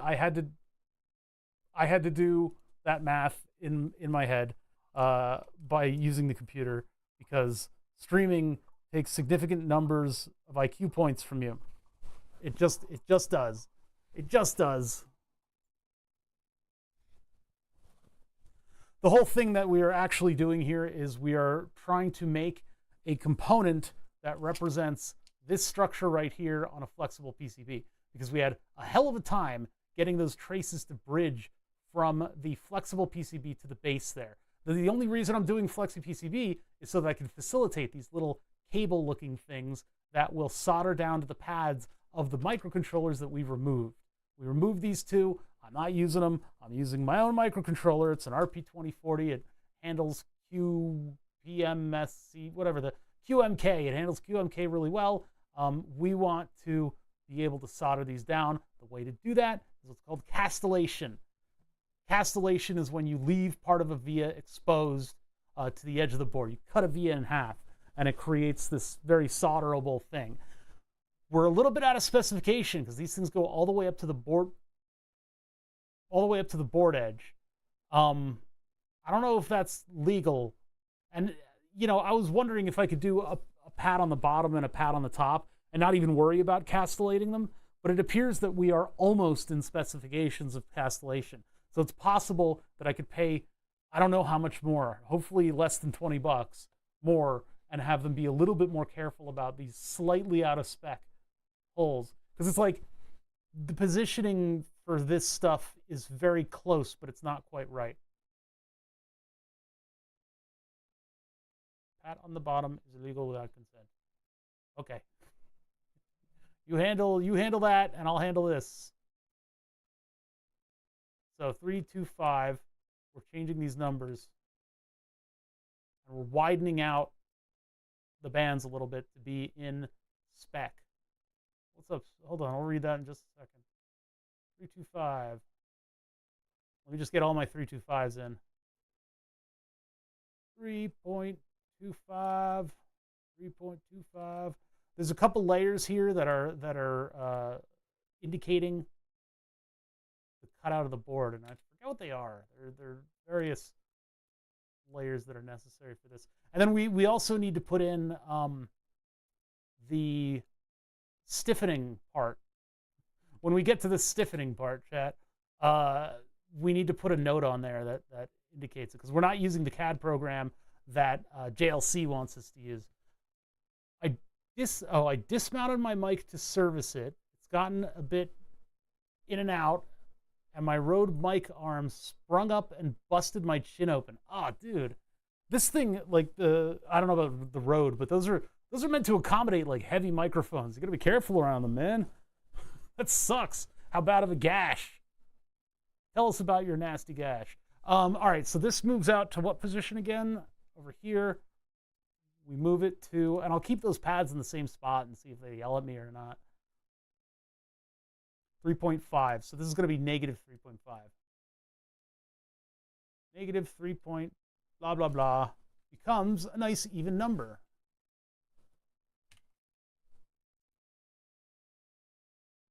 Blood crust in the beard. Ah. I haven't gotten a serious under beard injury before.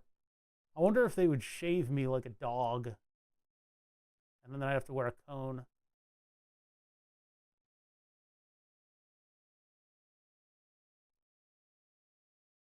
Now, the only cutting that occurred on my beard is stylish.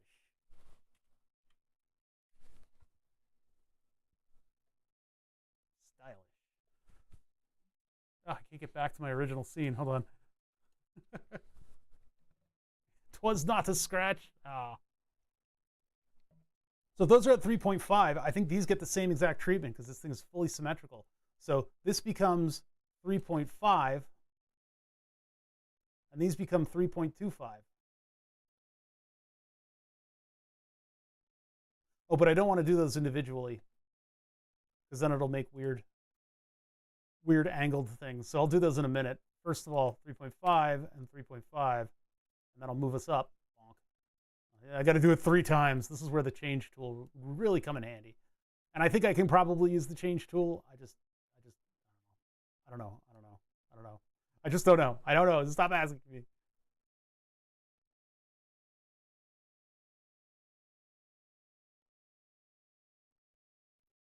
Yes, it's all coming together.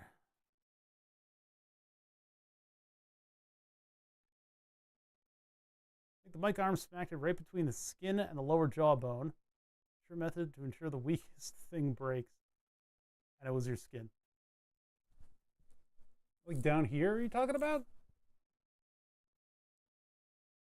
Between the skin and the lower jawbone. Like, yeah, just like right there. Or there.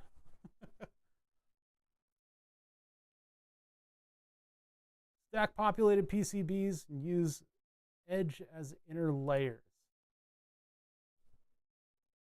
Huh? What you mean?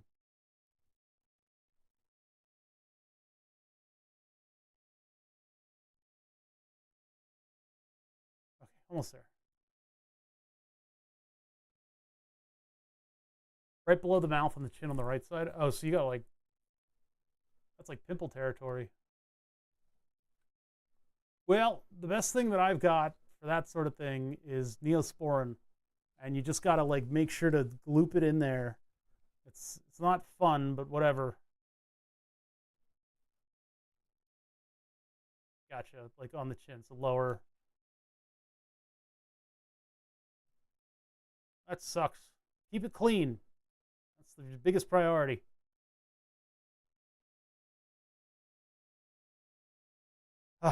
The diabetic in me is well versed on first aid care because we tend to get infections more easily.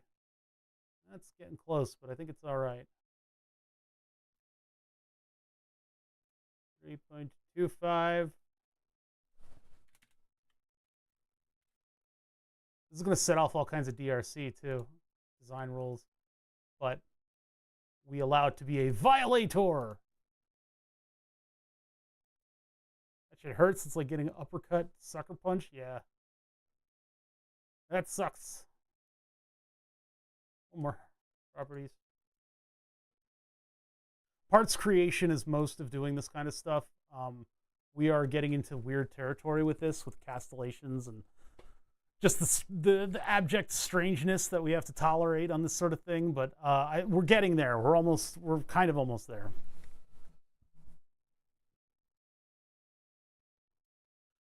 I don't know if I need the pad on the castellation, but I want the pad on the castellation.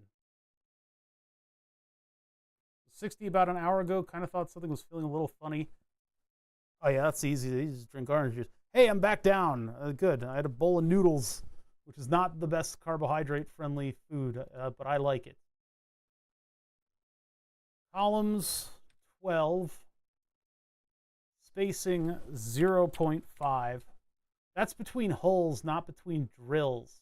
Or no, that's between drills, not between like the actual hole to hole. So that's what brings us out of the specification for this. I don't have a pattern tool there. Place, pattern, U, columns 12, rows 1, spacing 0.5. Good. These are on opposite sides. Great. Pattern rows 12, spacing 0.5. Good. This place pattern rows would be 12. No, you got the direction wrong, you stupid CAD program. 0.5. 6 is not 5. 0.5, rows 12, all the way down. There we go. Done. Whew.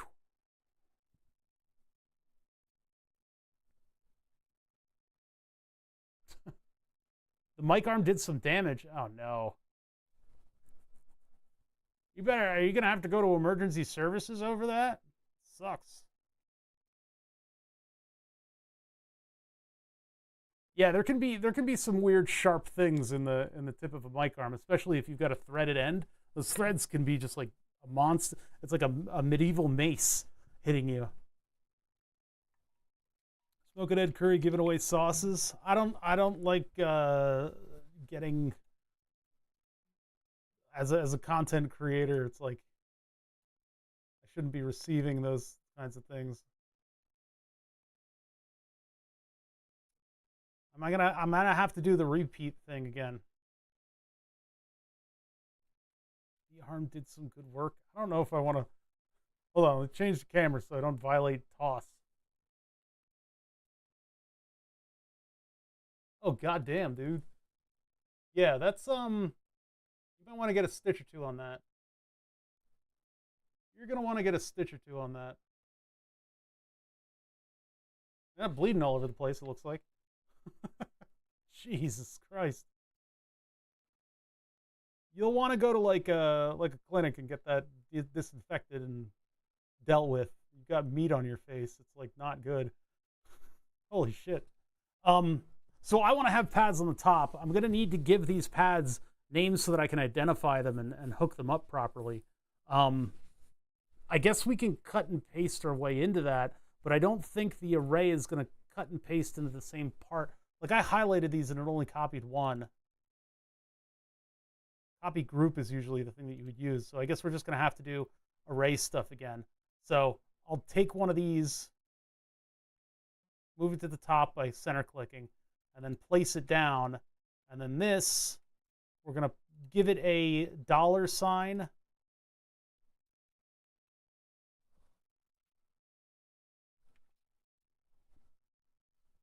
Or give it a $T sign. I don't know. I think that'll copy into the other ones. Actually, if I do T1, that might do it. Nope, it still does it as. Oh no, there it goes. Yeah, T2. Perfect.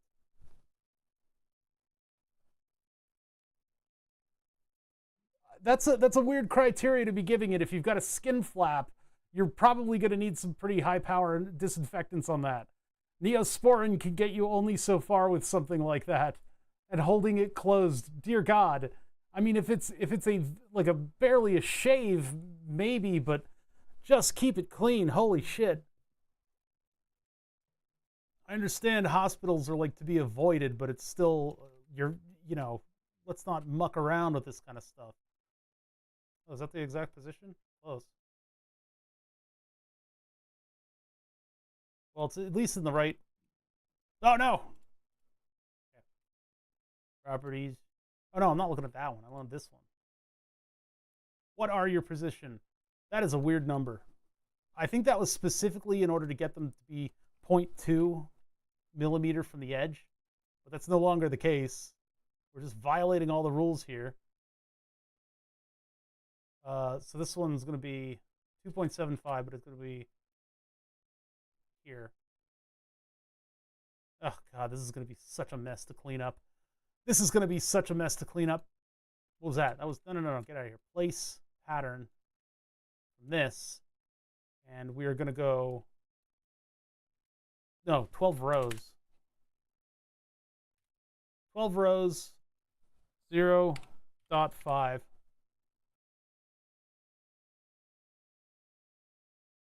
Huh? What? Huh? Hey, where's my pattern?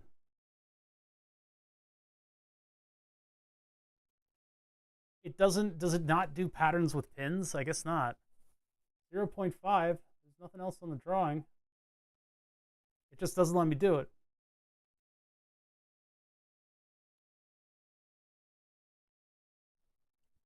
Wait, what's the tool that I have open? There we go. Oh my God, am I gonna have to go through these individually? And I guess I could do a place SMD pad array, but then I have to get all the specs the same.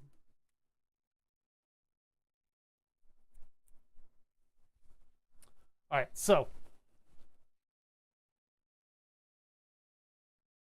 let's see here. How can I make this faster? There's PTH pad array, but then it won't center it. Like, I can't select that and have it go down from there. And then I have a pad count, but it won't. I guess pad spacing is where you would do that, huh?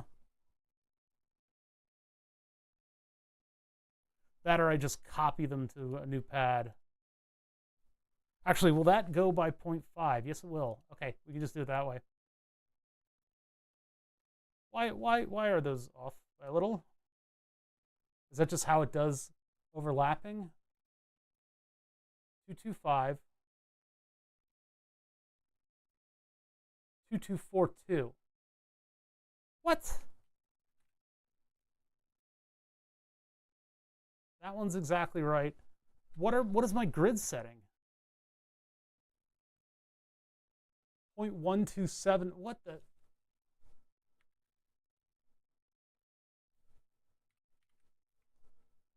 .1 and 0.01. There we go. Okay, so copy that floppy, and now I can actually place it directly on top. There we go. The grid is very important with a CAD program like this. Unfortunately, you know, from what I hear from the mechanical engineers, we've gone away from grids. Like, we're no longer designing with grids. Electrical very much still designs with a grid. The problem with the grid is that it can be metric and it can be imperial. And so our parts are also either metric or imperial. So things get a little hinky when you start designing stuff for both through-hole and surface mount devices. But generally speaking, we should all be on a metric grid at this point. That's sort of the de facto standard, being on metric grids. However, this CAD software jumps between the two. Yeah, 1/20th of an inch, because we're still using mil and stuff to describe positions of things. It's a very annoying thing, phenomena, whatever. I just hit the letter C and the thing suddenly, oh, that's change.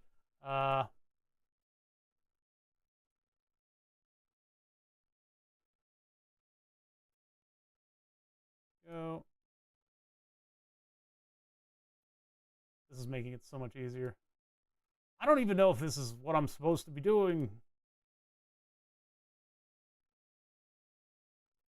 There's probably going to be all kinds of design rules from this, right? How can I throw a chip on you? Not yet, but we are going to work towards having that happen.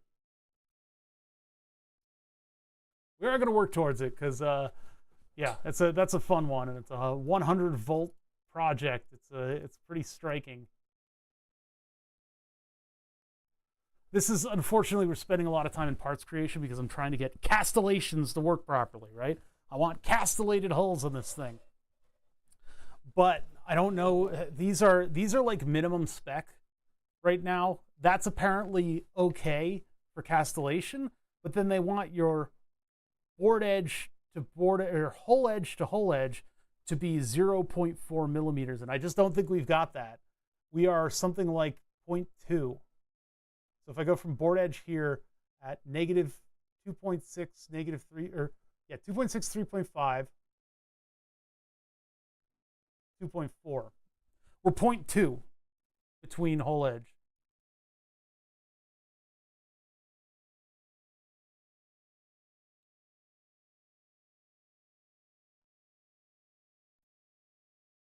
The new grid is at least making this a little less painful.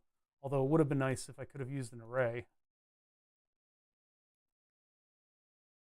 We got to rename all these things. We got to rename them to some kind of a pin designation that's going to fall in order properly. So it's going to be like hole 1, top, bottom, and then C for castellation. Castellation.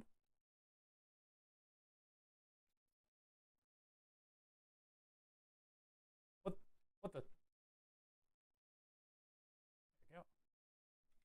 Oh, I control Z that one out of existence. Put that over to here. I'm glad at least the spacing is consistently metric and sort of on the nose. There's no weird values in a lot of these. So I can just do this and place them down with confidence. But the grid settings in AutoCAD are set to be like an inch standard and a metric standard. And it's kind of like gross. Kind of gross. You need to redo the grid, and then it helps you instead of hinder.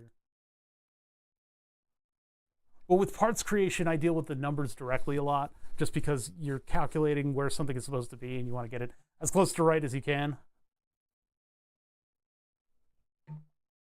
Right. So, we have our distance from thingamajig to board edge. That's good. Our hole-to-hole edge is violated. It is in violation of the rules, but it might be doable. I think they can do it on request.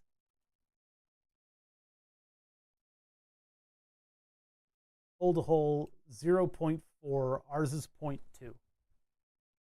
The via diameter 1.5, 3.5, annular ring, 0.1 millimeter minimum, 0.125 millimeter recommended. What does that mean? I guess the ring, they would want it to be 0.1 minimum, 125 recommended. Ours are 0.3 and our holes are 0.5. I think we're 0.2 on that one. I think that's okay. Not sure though. Let's check.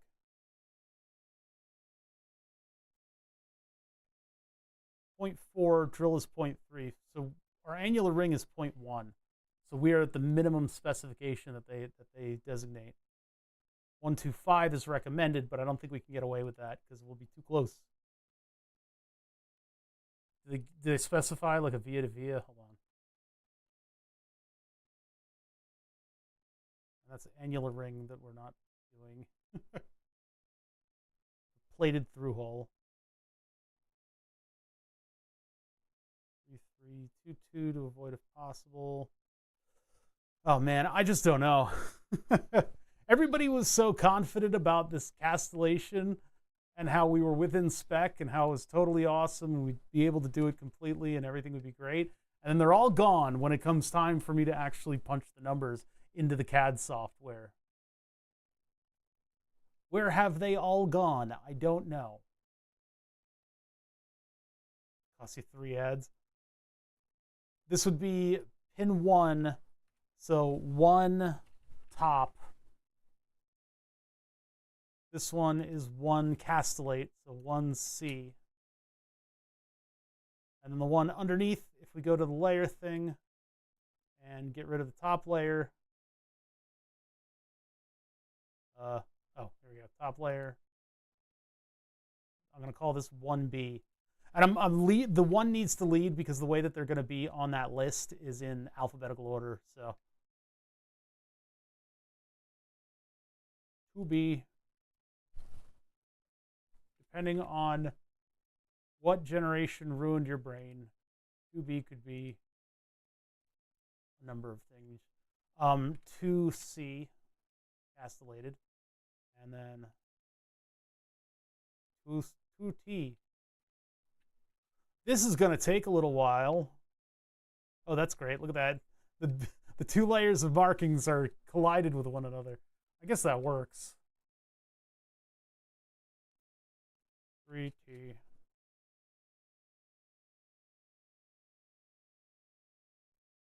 3C.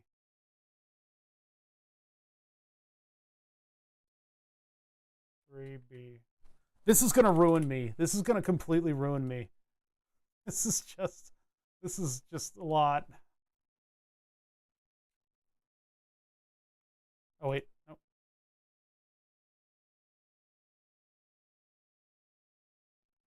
Here, let's do everything but the top layer first,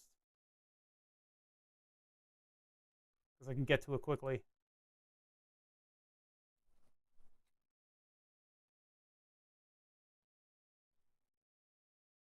C, B, 5C. This will just make less work identifying which ones are which. My concern is that in doing this, it doesn't necessarily connect the pad to the castellated pad.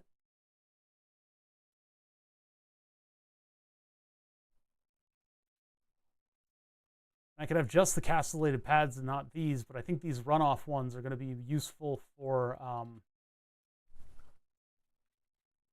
soldering down. I think they're going to attach to the pad on the board much better. This is, sorry chat, I expected this to be a lot more exciting, but it really didn't pan out that way. Yeah, we're castellating! I'm doing it! I'm castellating! This would be something that I would do while watching another live stream.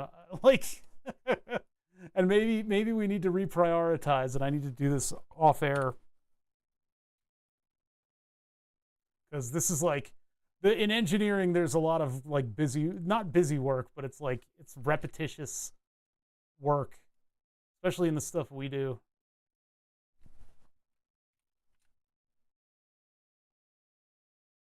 You need to like pause to make sure you get the details right. Yeah, get a cup of coffee.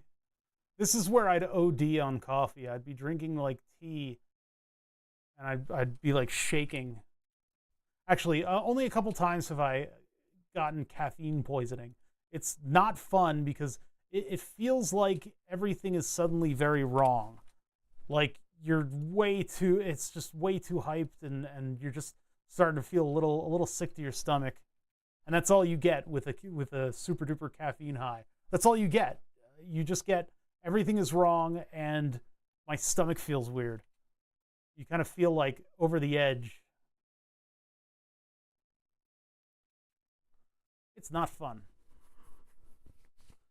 Oh, okay. Tops.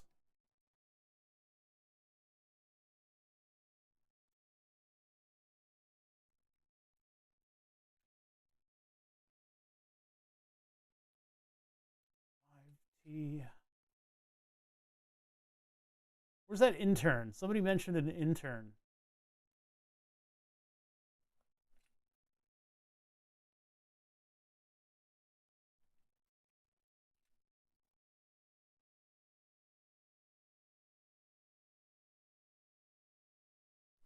T 80.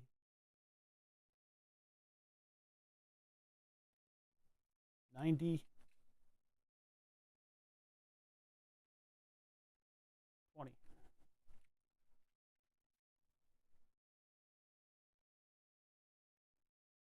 11D.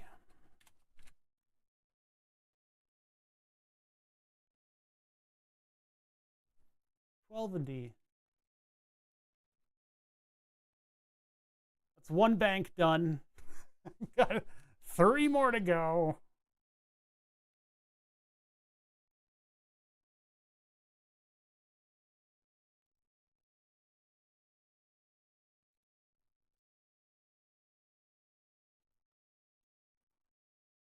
Do. 14C. So from here, I mean, this is a lot. I need to do the same thing to the other one, but the other one has more spacious pads, so it will be easier for me to get those castellated hulls on. And then we've got to figure out what the what is it? I'm gonna finish this one and then we'll look at the schematic, just so we're not just doing the same thing for like 2 hours.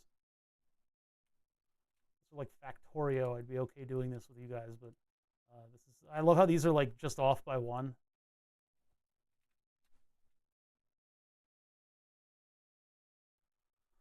20C.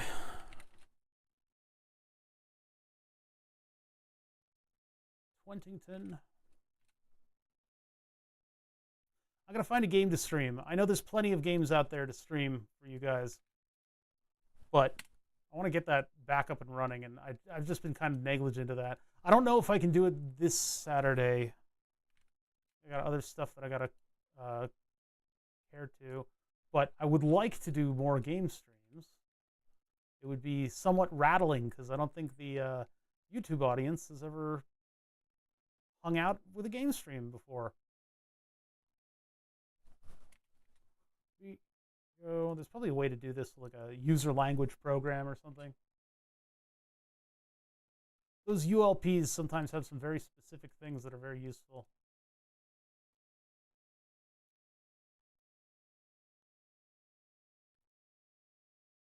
B,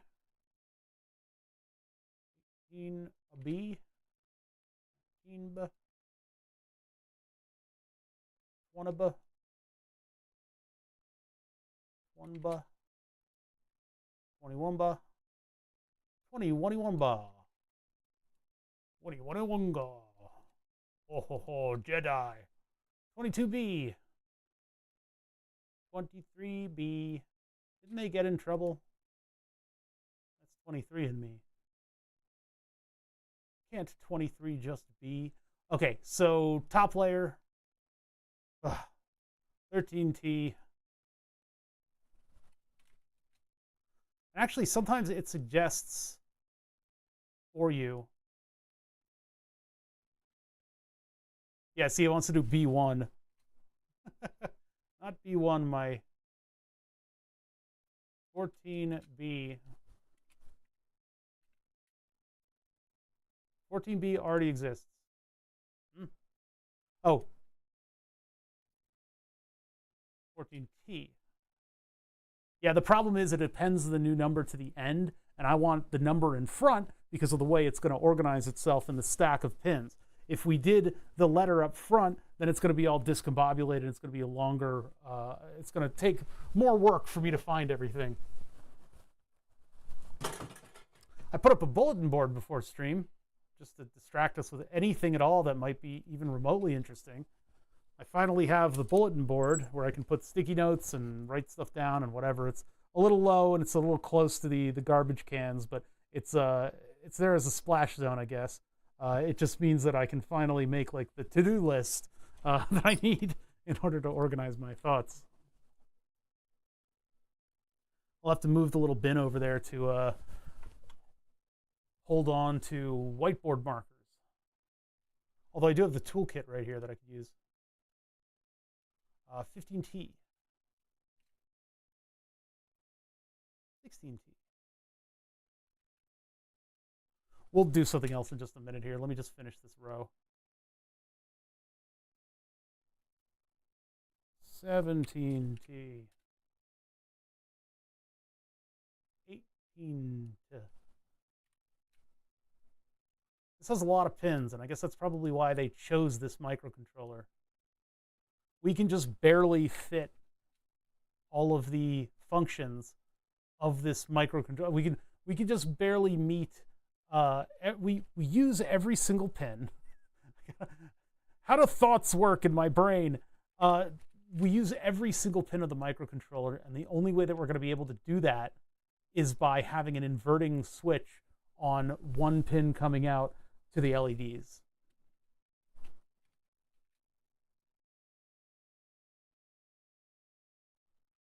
$22T. 23. Yeah, I'll spend some weekend time working on this so we can finish. I want to get this board ordered. I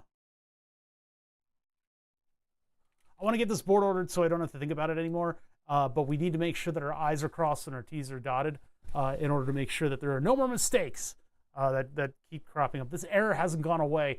Hey, Fusion team, these errors that pop up and the little identifying pop-up, they're very annoying. This especially on the two-dimensional board design. If I like click on something, okay, maybe they fixed it. There used to be like an info panel that would open up over here. Also, can we go to dark mode?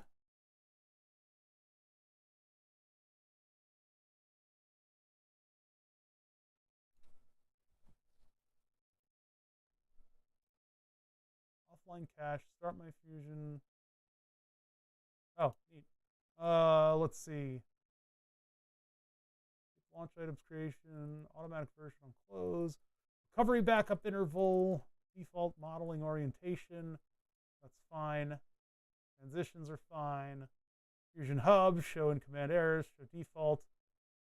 Fusion style orbits. Use gesture-based navigation. So where are we looking? There's an API. That's fascinating. I want to look at cloud credits quickly and see how many I have because I don't use that.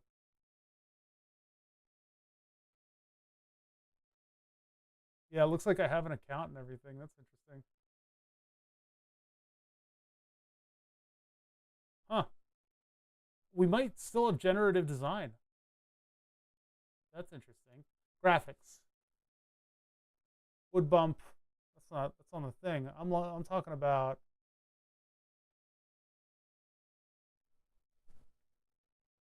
display. It's either on the beta branch and it hasn't made it all the way back. Oh, remote desktop performance optimization. That's kind of neat. Limit effects in high resolution.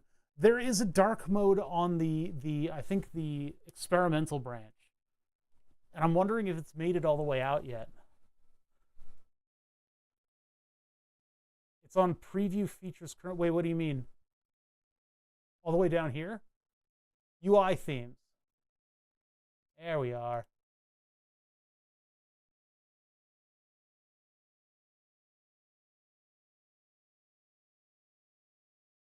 What do I need to do then?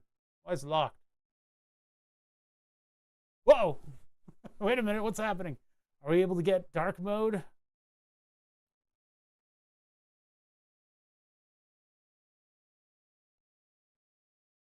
And then where do I get the preference from?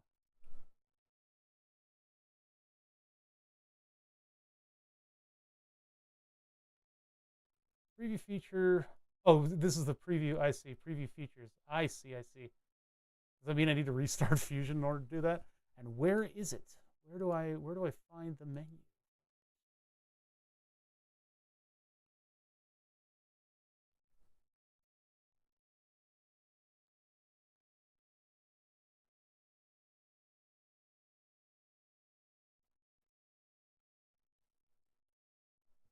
Need to restart Windows. Yeah. Don't they always, it's like, it's just restart the whole thing. I'm scared. Restart your computer.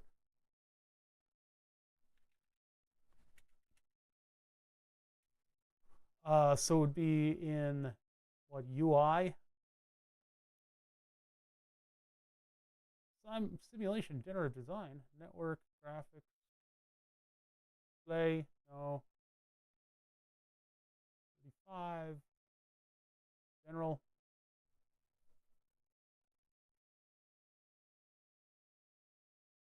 Theme, Fusion Classic, dark blue.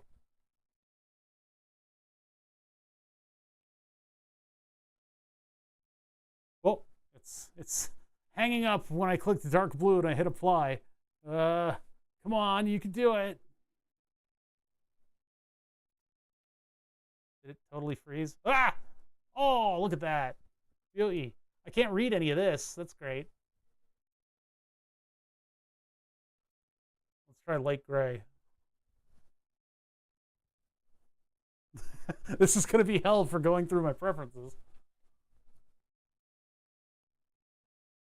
But that looks a lot nicer. That's a lot less heavy on the eyes. Okay, that one's not bad, but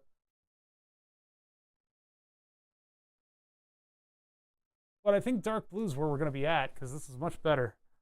This is much easier on the eyes. I've been light moding you guys for forever. We're trying to get our stuff to be more dark mode friendly, so I don't end up becoming like a major light source in somebody's room. It sure doesn't like to change those. This is kind of aggravating. Hopefully it's only there, because you can't see anything.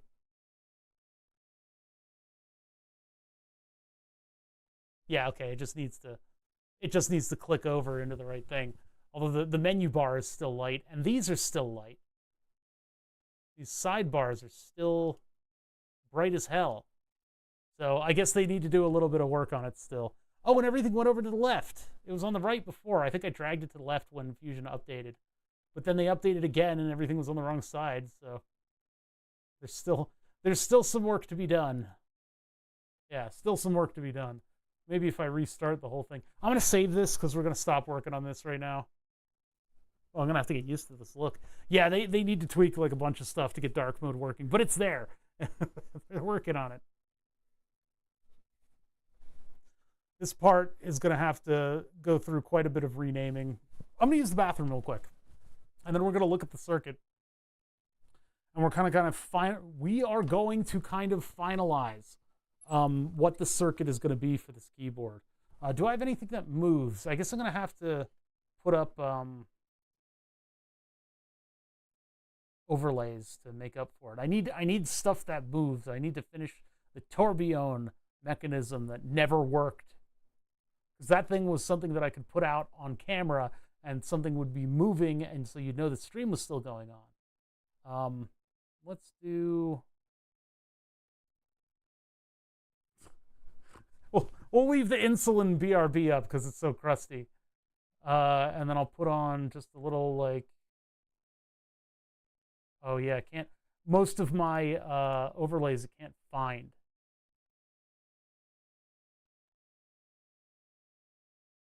Well, there's the BRB. We at least have that moving. Okay, let's put that up, and then I'll be back in just a second. I just have to go to the bathroom. So, boop, and then bring the volume up on that. Be right back.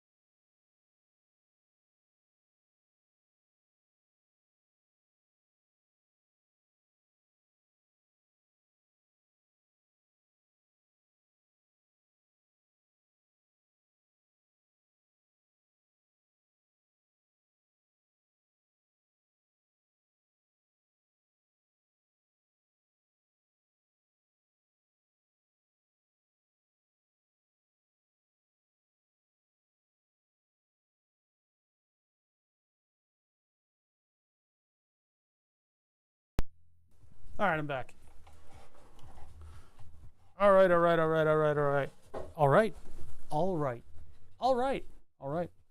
Let me manually turn off these. Go away.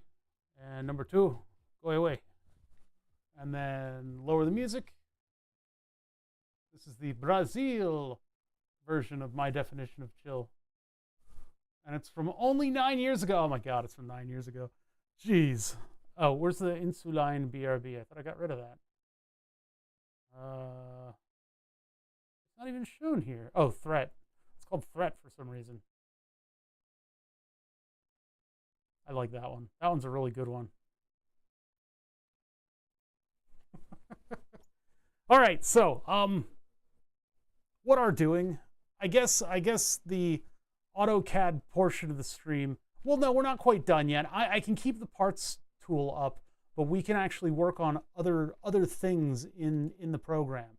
And so kind of what I'd like to take a look at here, these white borders and menus coming in are not good. This is something that they really need to fix this. Yeah, because otherwise it's pretty snappy having the dark theme on the CAD program. We need to figure out this part of the circuit. This part of the circuit is responsible for things like turning on the LEDs. Well, that's all. That's it. It's just turning on LEDs. That's what it does. We need the reset button and the part that turns on and off the LEDs. So over here, I've got my napkin drawing, right? And so we're taking the napkin drawing and we're bringing it into CAD. There's a crazy array of pins for rows and columns coming in as well. These are the fixed positions of them, but they can go to any number of pinouts. They can go to any of the general purpose I/O. So we'll need to rearrange those as well and get those to be in a sensible location. That means that I probably will want to turn the IC 45 degrees. But before we do that, we need to land on our circuit diagram. So what's going on with this? Why is this so confusing? Instead of having 5 pins for 6 LEDs, so there's a couple things that are like accessory. Like over here, we have I actually don't know if that 4.7K is on the keyboard or not. Let's check for that. What I need to do is I need to draw these little hollow circles. In the parlance of at least this schematic, it can be different for everybody. They can do a square, they can dotted line, box out, the whole thing. When you have stuff connected to other stuff, you need to kind of indicate that there's a connector there, right? And so in this case, these are actually pins of the IC, of the, what do you call it? Of the other microcontroller, the one that we removed. These would be the pins of that microcontroller, and that's where we can access them on the pads, right? This is no longer reset. We're not using that. So what I need to do is figure out, first of all, the backlighting, what's already there, because I forget what we had. So we go over here and we're looking for what part of this diagram is on the board and what part of that diagram is on the keyboard. Well, here we go. There's circles here, pins 4 and 3. Okay, so we need a 4.7K, we need a 1K, and then we need a transistor, an NPN transistor going to ground. So I'm actually going to blow this stuff up to make sure that we've got the right backlight there. So we need, unfortunately, the naming of this transistor, NPN, SO, like that naming is really bad and probably shouldn't even view values on this because I don't know. I've seen varying degrees of schematic generation in Fusion because we've run into other people's designs every now and then. And some people do just values, which is absolutely fucking cursed. And some people do like Q and R designations and values, and then you can unview the values. You can just like not look at them, and that'll kind of clean up the whole thing. And I should probably do that, but having like the resistor values in here, I think is a mistake. Putting the resistor value, like 300 ohms, into CAD, I think that's a mistake because things change. And as you get through your design, if you have a design change, you just put it in the spreadsheet differently instead of giving it a different value in the CAD program, because the CAD program only lets you have one value for it.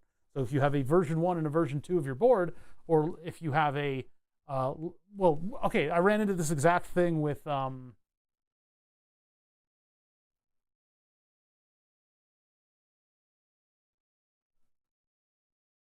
was that guy called? Yeah, one of the module makers. One of the module makers had 2 versions of their design. One was a low frequency oscillator. The other one was a like a fast, like a sound creation thing, right? And so the difference between LFO and audio is the frequency is different. So you change the values of the components, and suddenly it works at a much higher speed, and that creates audio. Great, that's perfect. But if you're doing a spreadsheet that people follow in order to build your circuit, instead of having notes, instead of this 43K, put in this, and they have an arrow that vaguely points towards like 3 43K resistors. And it's like, which one do I replace? Which one is, they had to put a picture and highlight it and draw a circle around it. Whereas if you have C's and R's and L's, you just say C4 equals this on your spreadsheet. You don't have to make supplementary documentation in order to explain it to dumb people, right? So that's why I don't put values inside of these things. So right here, we're going to need a 4 point, well, actually, where are we going to need that? Where are we putting that? That was on the board side, and BL goes to 2 pins, right? Right. Oh, where is that? Over here. Yeah, BL goes to 3 and 4. And so we're going to put another resistor. So I'm just going to copy this one. Wow, that menu looked... The menus look a little rough in the new dark mode. I like the new dark mode, but they look a little rough. They look a little rough.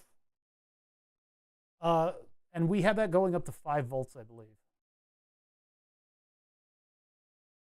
Yeah, up to 5 volts. So we'll take that up to 5 volts. So let's get a 5-volt source. There's one right there. That menu looks rough. I mean, I'm happy to not blast my eyes out. Actually, to be honest, light mode is totally fine for me. You guys are the ones that really push dark mode on me because you don't like me lighting up all your rooms like a Christmas tree, whereas I have this light directly on me. And this is something that I think only Groovy Something and I agree with. I think only Groovy Something and I like understand this, and because he uses his computer right by a window. And so when it's sunny out, you want light mode. You can't really see much. If you have a giant face light on you when you're streaming, okay, that wasn't, I just clicked the wrong scene. When you have a giant face light on you when you're streaming, light mode allows you to actually see stuff. So, yeah, this is a little confusing over here. I'm just going to drag it out as part of the things that we vetted. And here's the 2 other ones. Bring that into their own little territory. I got everything to fit on the page, but at what cost? At what cost? Did you say castellate?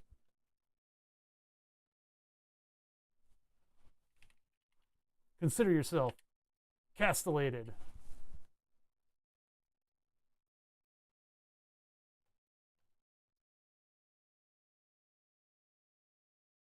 Yep, we've got a prompt, and it makes the light bulb do its thing. So left RGBP, LR and RR. That's weird. That's the way that I put these in. They just have weird nomenclatures. LRGB and RRGB. But apparently we don't have enough pins. And I don't know why we were able to save a couple. 8 o'clock. C1. No, wait, C0. Column starts at 0. I've got to check over my work with the rows and columns because something ain't right in there. Because we should be out of pins.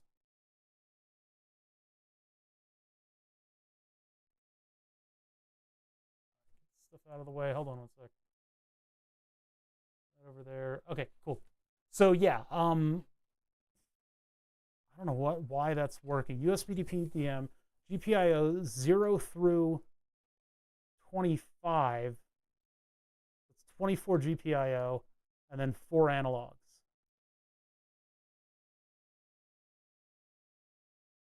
And then 2 more pins somewhere around. I don't know where those are. It's at 30, right? 26, 27, 28, 29. Where's 30? And I don't have enough of these. Something is seriously wrong. This is a part that I made, by the way. So there should be 30 GPIO. Oh no, this is the, wait, yeah, this is the RP2040 that I made. So where is that additional? Let's just look at the RP2040 really quick. See if I did something wrong. I don't think I did. I checked it over multiple times. Oh, this is the PicoPi board. Where is our, there it is. So GPIO goes up to 25. ADC 0 through 3. 0. 15, 16, 17, 18, 19, 20, 25. Is that actually, does that mean, wait, so 25, that's actually 26, 27, 28, 29, 30. Okay, that's fine. Okay, 26, 27, 28, 29, 30. This is actually 26, 27, 28, 29, 30. GPIO 0 to 29. Okay. Okay, so there are 30. There are only 30. What am I missing then? Because we couldn't do it the way it was. We had 30 IO on this thing. So rows 0 through 7. Go back to the napkin drawing, because the napkin drawing is the master document. Rows and columns we did over here. So it's 0 to 7, and then 0 to 14. 0 to 7, 0 to 14.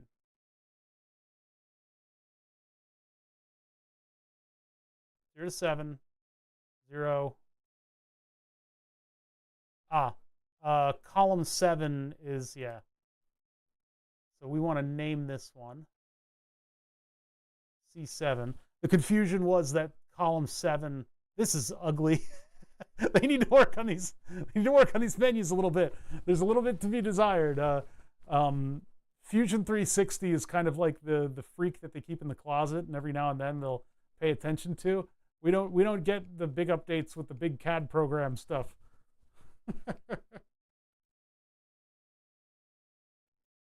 So LRGBP we're going to call SCL. Name that SCL. The serial clock for I2C. So RGBP is going to be the only used one. So RGBL go away. Although we don't want to remove it from this. RGB, P and L, LRRGB. My naming stuff is bad. RRRGBP should not go directly in. That should go through a thing. So that's actually supposed to go up here. NCN and NCC. What? Numpad clock.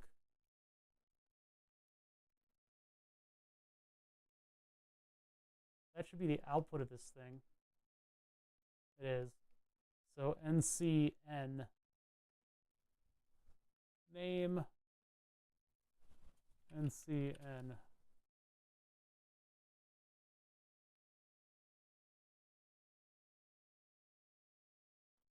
Wait, NC RG and B, and then I have LLRGB. Okay, so the naming is bad. So let's just redo the names of all these. So this would be oops. So let's rename this. So name, and I'm gonna call this select NC. So that's caps lock or num. So cell NC goes in here.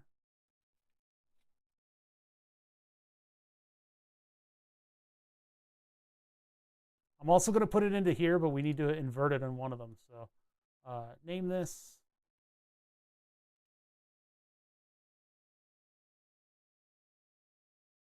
And then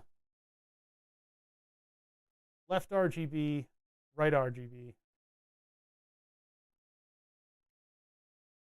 I've got left RGB and right RGB.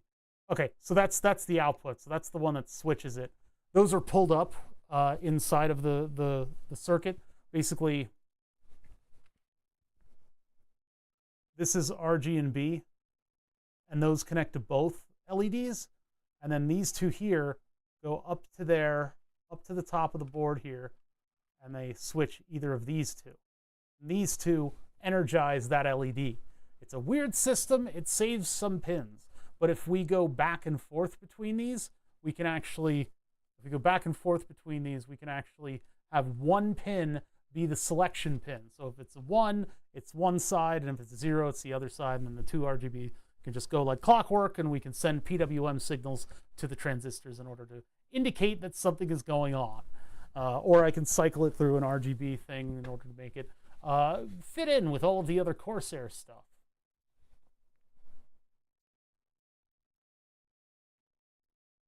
we were trying to select filament for my nephew. And since my brother already has like a really nice 3D printer, we were like, we should get him some filament then. That would be a nice thing to do. And it was like, all right, cool, get him the rainbow filament. And my mother could not get over that. She was like, I don't know about, no, we shouldn't. Like he was going to be made fun of at the schoolyard for having rainbow filament. Like, what? It looks cool. I think she thinks it's like a gay thing, and so she can't get it for my nephew. I don't know. I should get some rainbow filament. That stuff looks cool. You can print stuff, and it like changes color. Actually, what they do have is glow in the dark filament. I should play with that a little bit. All right, so back to our drawing. Cleaned up some of the stuff there. We know that we need that 1 kilo ohm resistor, and then this can just drop the hammer on 5 volts. We've had that working in the past. That is apparently fine because the bulk of the 5 volts is going to go through this way. We're with an NPN. When we have it activated, it'll be sending 3 volts in there in the form of just a little bit of current. So that should be totally fine. It shouldn't like expose our microcontroller to 5 volts. That's what we got to be careful about here. We do not want to expose our microcontroller to 5 volts. So, and of course everything here changes too because this drawing originally used a bunch of muxes, but now we're having the rows and columns are going directly in, which means I can massively speed up the scanning of all the rows and columns. That'll be good. It's not like I do breakneck millisecond timed gaming, but at least it'll just be simpler at the very least. So when one's a 1, the other one's a 0. How do we do that? Well, initially my thought was we would just simply have a transistor going to ground.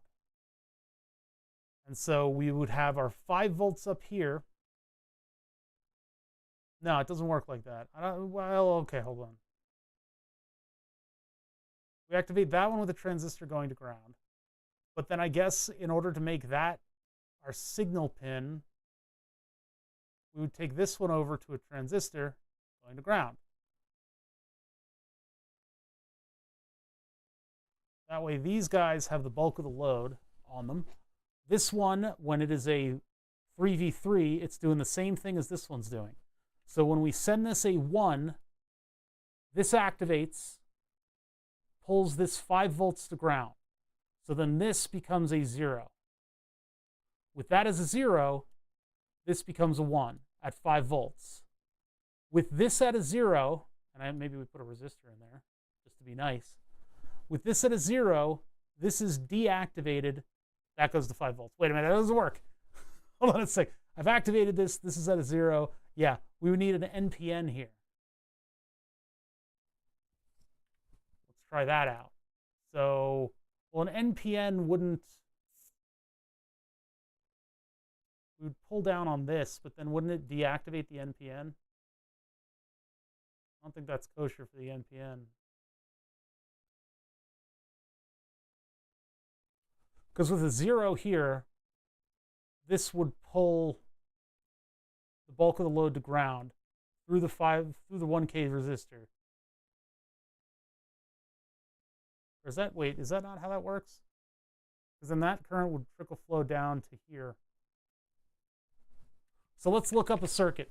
Ben Gizmo, of course, sent 2 circuits, and I feel bad not using them, but I do kind of want to do this research on my own and just figure out if what I'm doing is correct. Take this back to its fledgling state. Oh, there's so many undo cycles on that. So we go back and we look at this and we do, so the ones that he sent were like this, which I think is essentially what we came up with. Look at that. I think we repeated this, only this is pulled up to 5 volts, unlike what we had. Oh, and that's coming in over there. Well, you're adding an extra transistor to all of them, at least in this one. This one, I think, is a little bit, or is that the same one?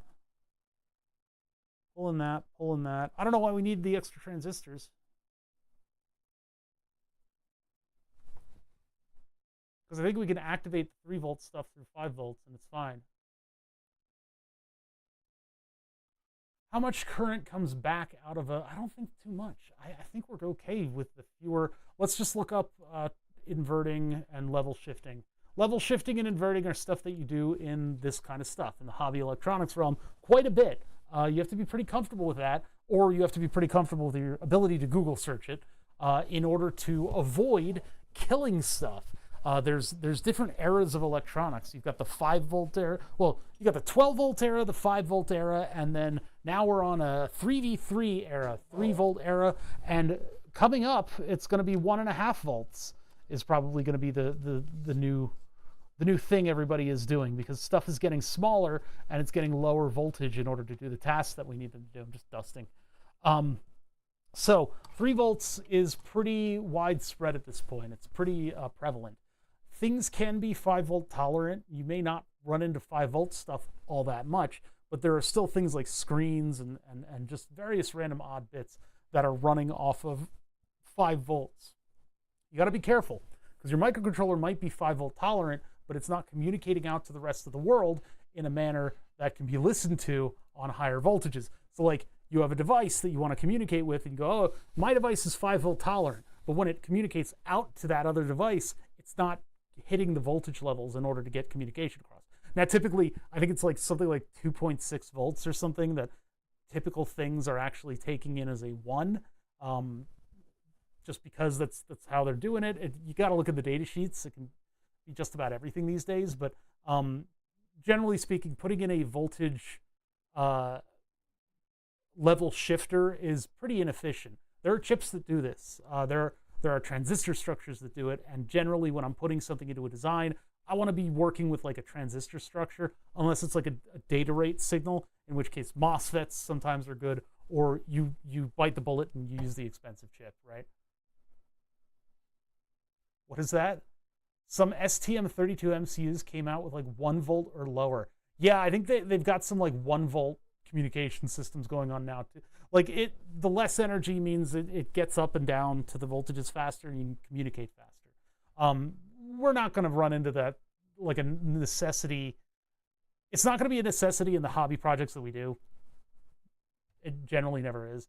3.3 volts is a nice voltage level for most stuff, and while that is, you know, supposedly no longer the voltages that the professionals are using, I think we're going to be using them in the hobby for quite a long time. Most things work at 3 volts.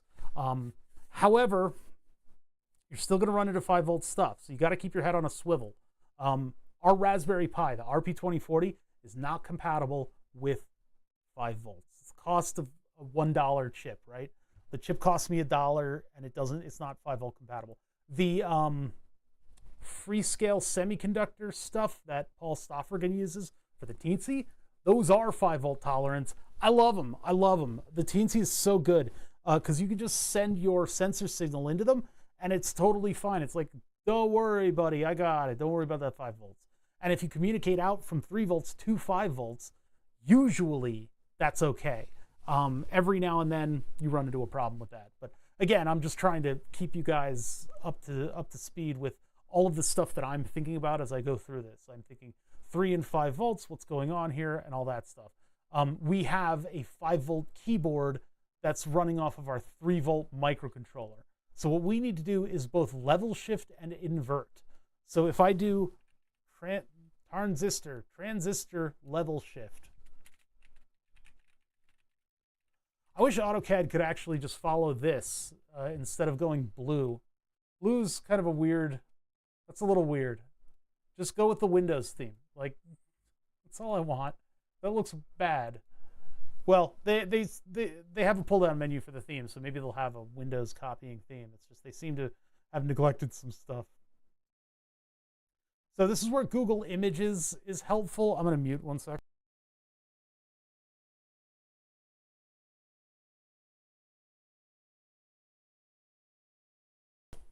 This is where Google Images is nice because you can just kind of peruse circuitry. And you can especially like narrow it down by saying schematic and stuff like that. It seems to have inferred what I wanted here. Now for just a pure level shifter, it looks like you can have just an NPN sitting in between your 3 and 5 volts. What direction is that running in? Why is it, we're activating it at 3 volts, 3 volt logic input, 10K. So input to output, that's 3 to 5. But what about 3 to 5 logic output? So if we do this, then our 1, 0 signal is coming out at 5 volts. I mean, we kind of already had that going on. Just, is it inverting? No. We get a 1. Oh, and that brings that to 0. So yeah, it is already inverting. So that's what that other transistor circuit does. It does not invert. But the internal transistor, the one that's on the other board, permanently. So we do need to have more transistors in order to shift it. But if we have just one here, we draw a square resistor because it's neater. I mean, we're going to have one here anyway as a level shifter. We know that works. We don't need additional resistors on the line. So that'll go to one of them.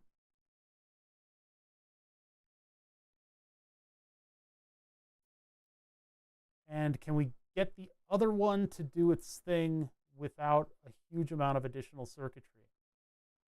So this goes to a 1. That means this is a 0, which would mean this one needs to be a 1, so that it would deactivate this one, and then this one's left at a 0.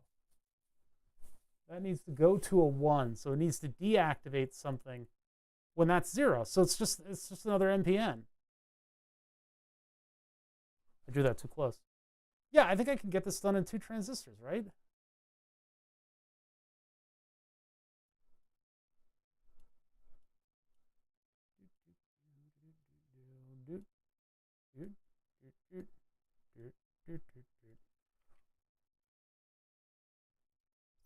So when this is a 0, nothing is happening here. This goes to a 1.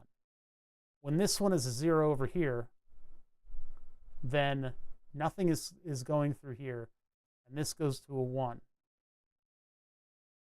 which will bleed through there and activate this one, which will take this to a 0. This is it. This is the circuit.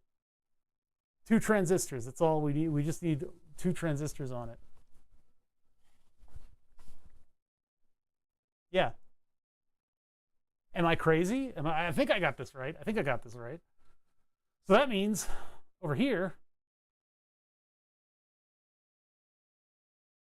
why are they labeled like this?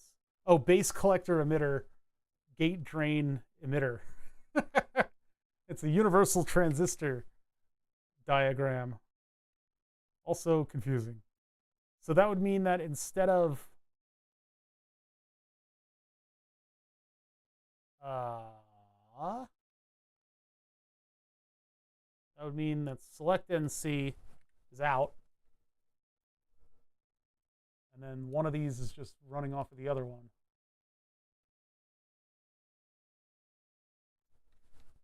And whichever pole that's at, the other one's at the opposite.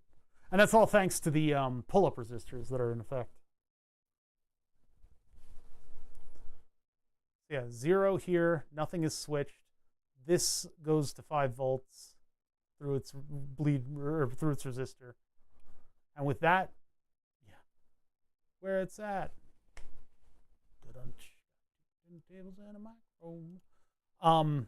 This would go to a 1, which would then trigger this one through a 1K here. Although technically it would go to like a 3.5 because it's actually a voltage divider, but still, it would go through there and it would actually activate that transistor. This goes to ground, and this pulls the other one to a 0. That's it. That's the whole simplicity. That's why I was so confused with Ben Gizmo giving me all these instructions about, you know, this and that, and the other thing needs to happen that way. Nope, this is it. This is the NPN transistor, and its activation is inverting because we've got pull-up resistors and PNP transistors on the tops of the diodes.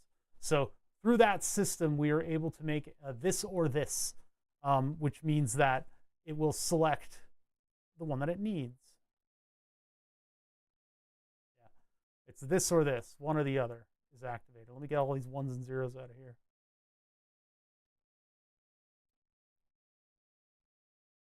I could probably draw that a little bit more clearly, but I'll leave it how it is. These are just notes. They're just scratch notes.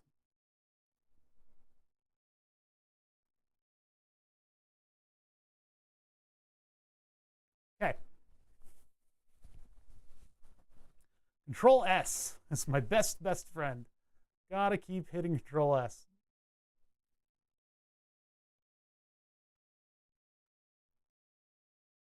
Next question. Not dimensions. The W25Q16, the memory module. Reset button goes to ground.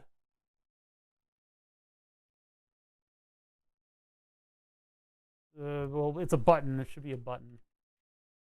Just do this here.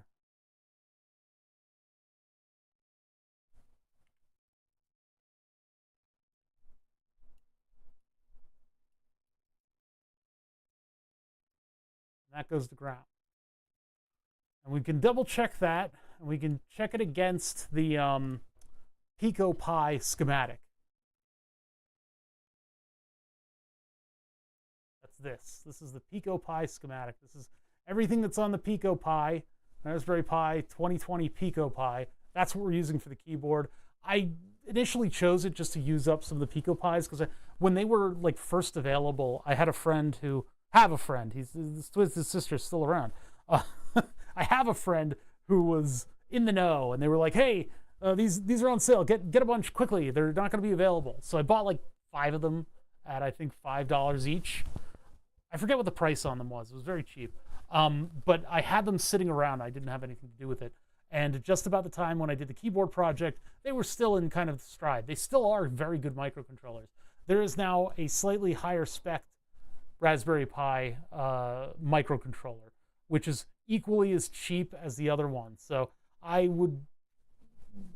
debate using one or the other. I think using the other would give me more pins, but we're gonna stick with this one just because it's pretty powerful and it does the keyboard just fine. This thing is, I've had it for like a year. So the only button on this is the singular button that's on the back, and that one is a boot select button. And the boot select button goes to the W25Q16 on pin 1, the chip select.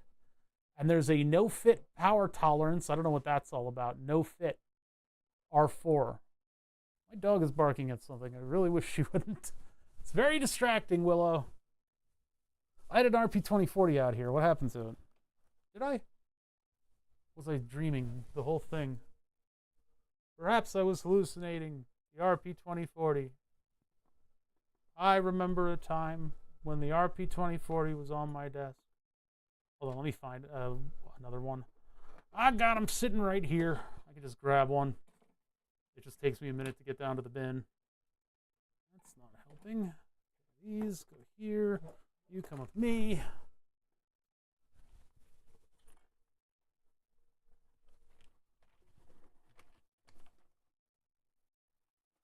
So, RP2040 is pretty fast too. I mean, I've seen more than my share of RP2040 musical projects doing really cool stuff. Hold on, I gotta put the programmer in the programmer bin. Pro gamer bin. Which one's programmers? I think that might be this one. Yeah, it is. Okay. All right.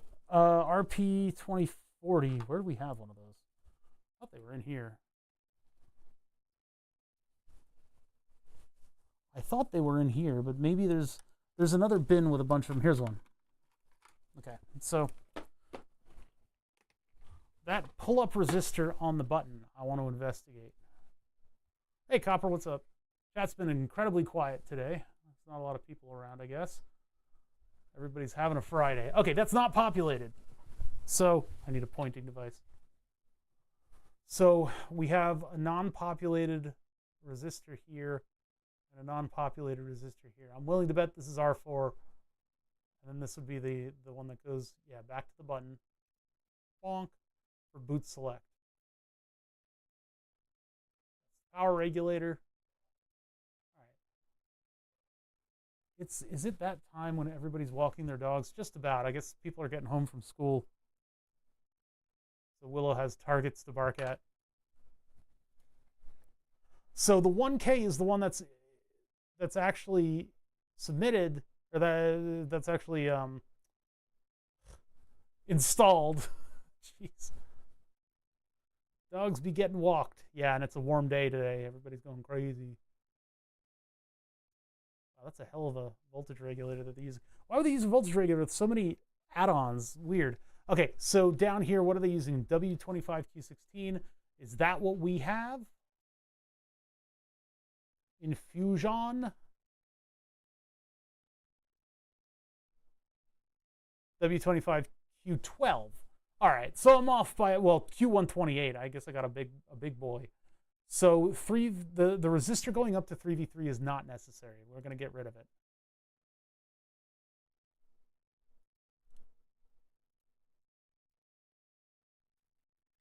Oh yeah, one thing to watch out in Fusion is that if you say delete like that, if you right click and delete, I'm still in the delete tool. I'm still in delete mode, so I could accidentally get rid of something if I click on it. So I'm going to Control Z that. You got to hit escape a bunch. You got to keep your hand hovering over escape, because if you do something like right click and copy something, when you're done doing that, the copy tool is still open. You hit escape, it closes it. That's an important facet of using QSPI SS. Wait a minute. Shouldn't this be CS? How are you done? Okay, so the button is interfaced into QSPI. Okay, so that means that RST, the RST button over here that we have going, where is that? Yeah, run and boot, that's not what we're doing.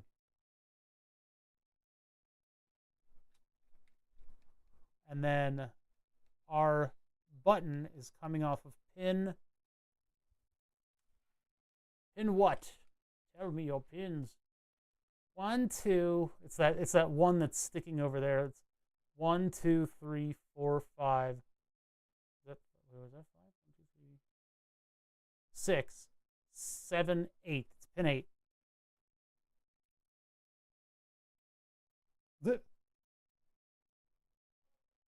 So pin 8 I've labeled boot. Boot is going to go through a resistor to QSPI SS. So we're going to get a resistor. So let's copy a resistor. Bring that over here. And then we can just do up and over. Hit N for name. Click on that. That's called boot. There it highlights. There's the thing. Okay. Yes, connect to boot. There's our boot coming in from the switch. And then boot is going to connect to QSPI. Here we go. So now we have what the PicoPi has in terms of the connection to the reset button, the boot button. 30 email alerts from Chase Bank. I don't have an account with them. Oh, neat.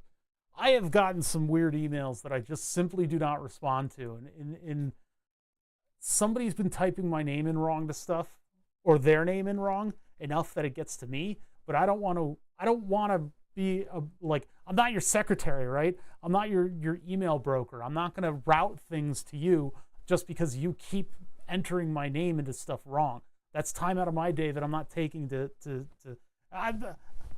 I'm being an unhelpful person. I am a dead email account. So I've been deleting a lot of this stuff and like reporting spam and stuff. But it keeps happening. It keeps coming back to me. I keep getting updates about somebody's Ford in the Midwest or a Subaru sometimes. Ridiculous.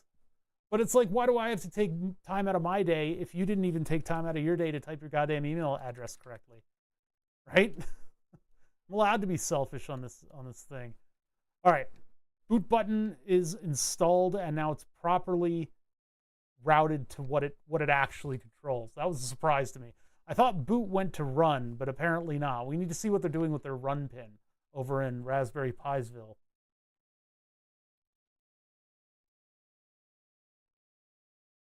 Which one of y'all is run? I legit do not know. Okay. Run is 26. Washington. They don't do nothing with it. Oh no, they have a signal flag on it that says run. Run!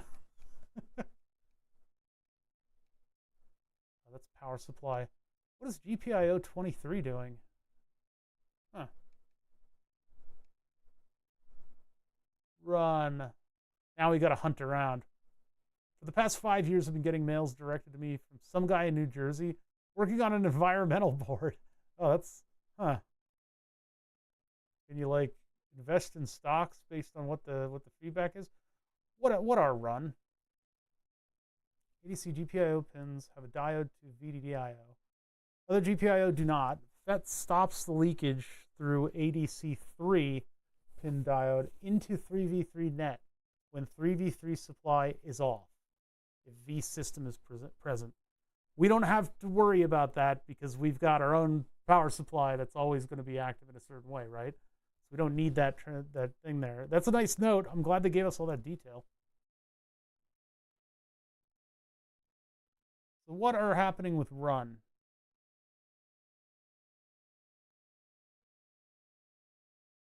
Not going to the pin headers. Huh. Okay. So pin 26, run.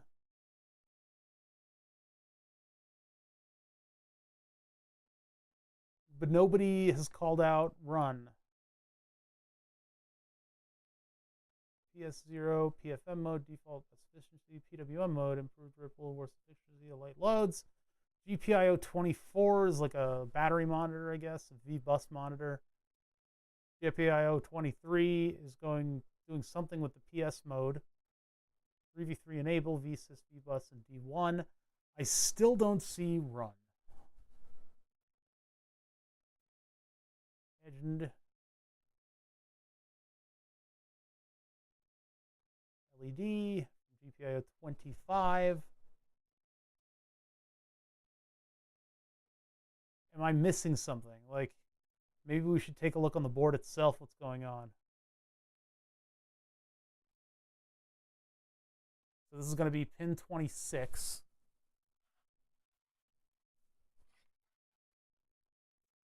And we got pin 1 there. Oh God, how many pins are on the sides of this thing? 1, 2, 3, 4, 5, 6, 7, 8, 9, 10, 11, 12, 13, 14. Hey, what's up, Gizmo? 15, 16, 17, 18, 19, 20. 1, 2, 23, 24, 25, 26. It goes to a via. It goes to a via. And the via might shock you. Oh, run. Okay, well, it goes right there. All right, so that's where run is. Run are a pin on the header. That would mean that it should be over here.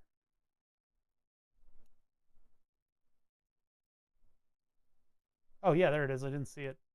So what do we do with the run pin? I mean, I've never done anything with a run pin. Pico Pi run pin. Run pin. The rum ham. The run pin. Trying to design a pull-up resistor. Ashes. The Pico W datasheet says run is the RP2040 enable pin and has an internal pull-up of 3v3. So if I wanted to disable it, I could set it to 0. Always pull that pin up with an external resistor. That's over the top. After reviewing the Pico W schematic, I'm left a bit more confused. According to the schematic, the run pin isn't externally tied to any rail. No, it's internally tied up. Reset state, pull up resistance, 50 to 80K. All right, that's the run pin. All right, we don't need the run pin because it's always going to be a keyboard. There's no need to reset it. You just pull power to reset it. So that's correct. Everything else in here, moderately correct, at least just a little bit. And our logic behind actually flipping between the two transistors of the LED, I believe is correct. I think I got it right. But it's literally just 2 transistors in the path. That way, if I send a 1, this triggers, pulling this line to 0. So this one's untriggered. And then this pulls this line to 1. If I am a 0, this does not switch. This is a 1, aka 5 volts pulled down through here, which means this this allows current to go through. Or no, this does not allow current to go through. And then with this at a 1, this one switches, pulls down the 5 volts to 0. Yeah, I think this is fine.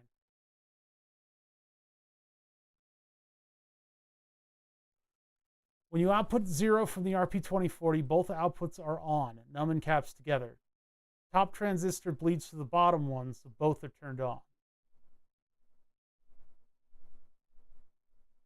Now, I can build this circuit right now and we can test it. That's what we'll do. I'm going to build this circuit and we'll test it. Use 3 and 5 volts and everything. Let me get a... Where'd that board go? Where did that board go? Where are you? Vsauce here. Where are you? You know where you are? Where did my breadboard go? I had the little clear one.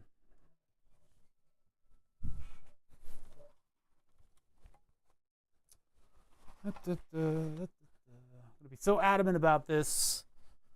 I'm going to prove you wrong. There it is. All right. Oh, and here were the RP2040s that I knew I had. They were underneath that breadboard. Oh, well. All right, so we're going to need that. We're probably going to need 2N22222s. Let's see, what are those?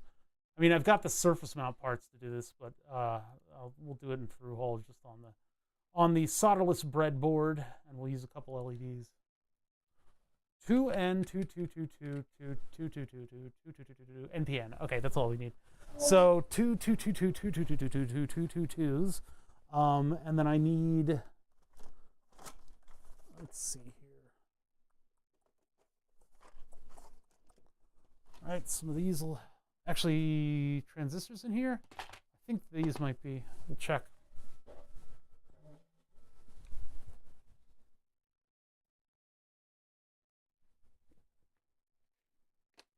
It's true. Everything's an LED if you're brave enough.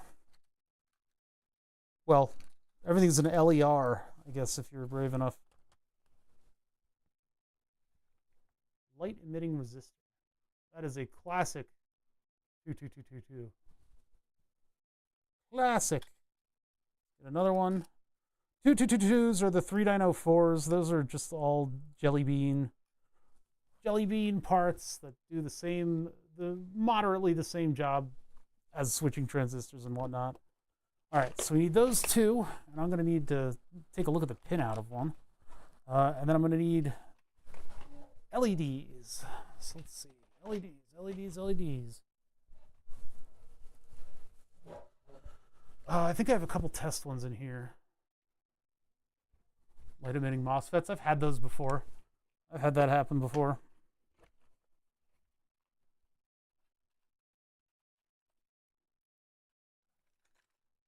Let's see. These will have their own resistors on them. Although wiring them up to power is going to be a little bit challenging on this board. I could use one of the RGB things, but now we'll use these. These are more fun. Just like that.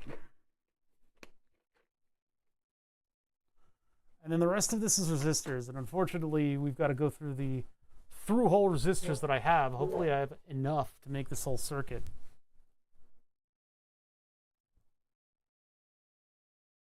And we'll be building my circuit.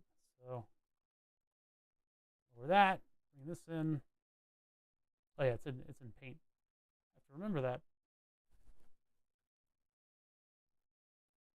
So like that, and then let me pull up the 2222 data sheet.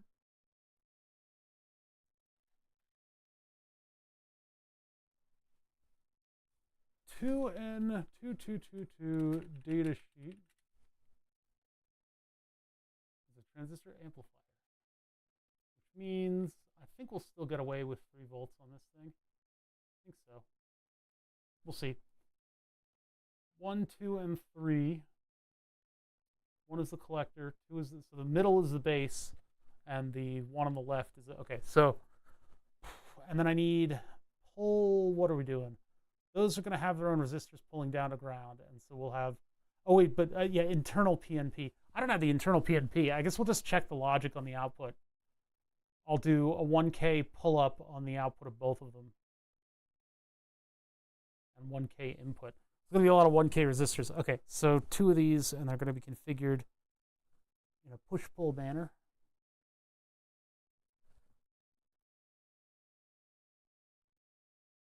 Yeah, we'll just do this. The emitters are going to go to ground. The collectors over here will go to... Actually, how are we doing this? We'll do... truncate the circuit and just bypass this. Bypass the PNP at the end, just so that we can put the LEDs here so that it's a visual representation of what's happening there. Just because I don't have control over that. I don't want to go get PNPs. So we'll just do a visual representation of what's there, and I'll put the 1K resistor to 5 volts. That may not work as well to power up the LEDs, would it? They'll be getting 5 volts through the resistors that I put in there, which are like 1Ks. That'd be okay. All right, we'll try it. We're going to need 2 power supplies here. So the collector will go to the pin, and then it'll go through the LED and to ground. Actually, ground is over here, so it's going to go to the resistor, and then the LED, and then ground. I got to wire it up in different places. I got to locate them properly.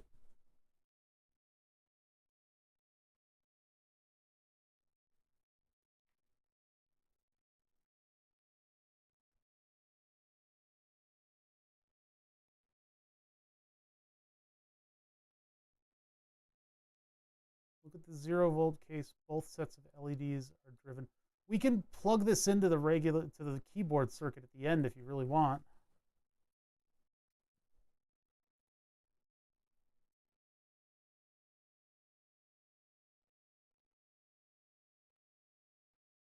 But like for the purposes of this, I don't see any issue.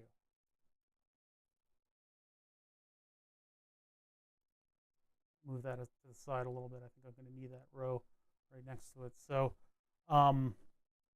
then what is it? 1 of them on the collector. So they're going to get 1Ks on them. A lot of 1K resistors to kind of do this. We'll get 1Ks.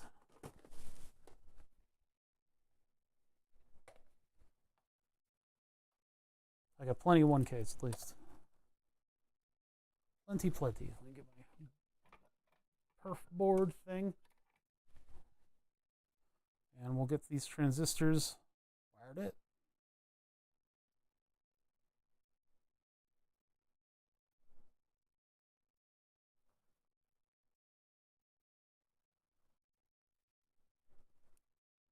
All right, I'll put you guys to hand cam while I do this because it's not like too much exciting stuff is going on.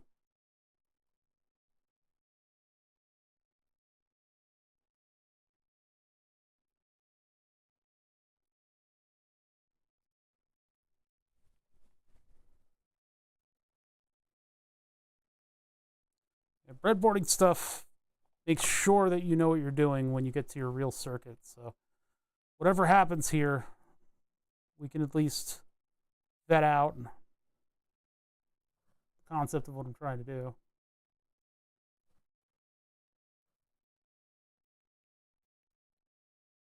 What PNPs are on the keyboard PCB? I don't. They might be FETs.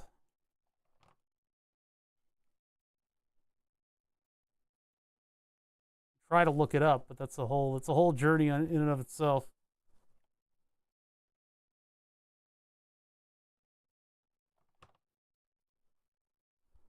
Finish making my 1Ks.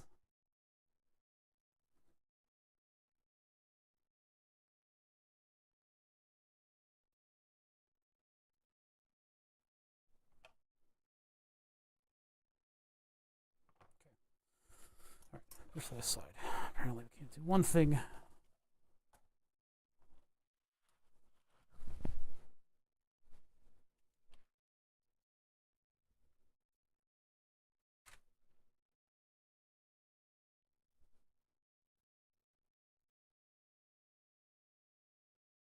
looks like an A19Z1.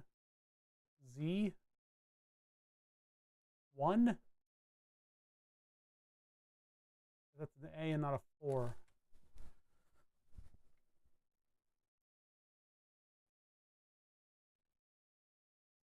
A19Z1, SOT 23. A19 marking, A19 data sheet. P-channel MOSFET with low RDS trench technology. Nope. Nope. Plastic capsule MOSFETs. Not sure. Can't really totally confirm that this would be what it is, but trench FET power MOSFET seems about right. Negative 40 volts? Wait, oh, because it's P-channel.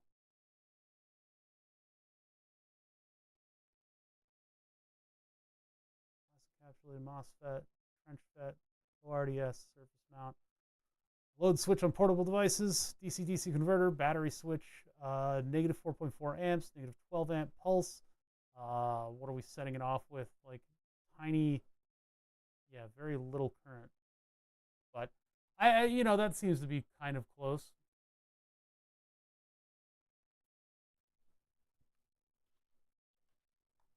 All right, back to what we're doing. We were taking the base of these two, and one of the bases is set off by the others. Whatever.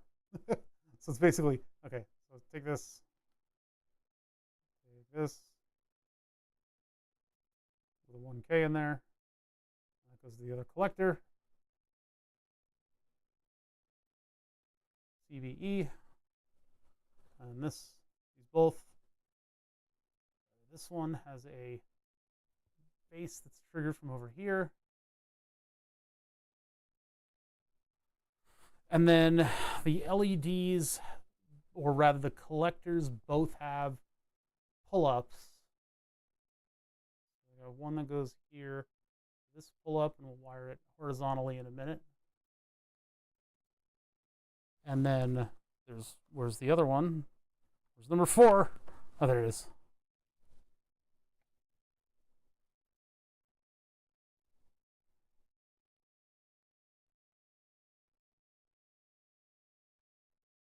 Goes to there. And those two, well, that didn't even plug in.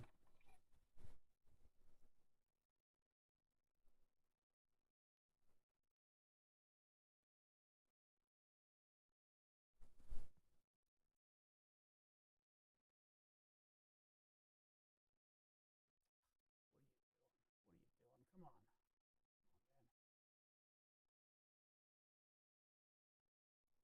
Go. Okay. And let's see, base off of that one there. Those two go to ground. So we're going to do a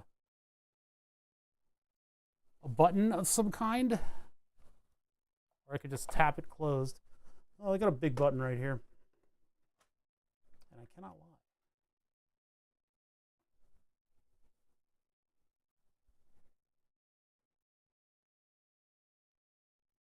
Big button just goes between positive and ground, so I'm probably going to need to pull down. I'd have to search for the PNPs, but they're FETs. They're not transistors, so they're better at switching. I don't think they have the same type of bleed current that you think they do.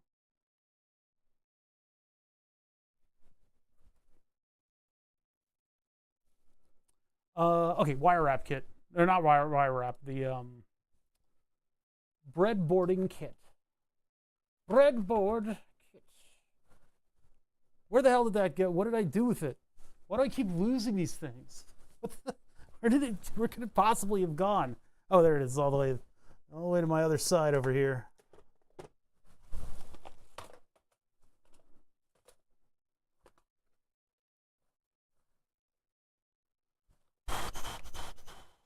Tweezers, there. Tweezers, and then just anything goes in a storm, because, yeah, maybe I'll just do jumpy wiring. I don't like using these, but when you're doing stuff quick, I guess they work okay. So that one goes to ground. They'll switch to ground. So this goes to ground.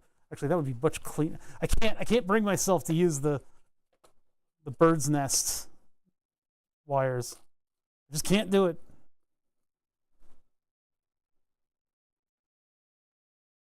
So that's ground, and this one ends up being ground. It's kind of hard to work. It needs slightly longer than this gray.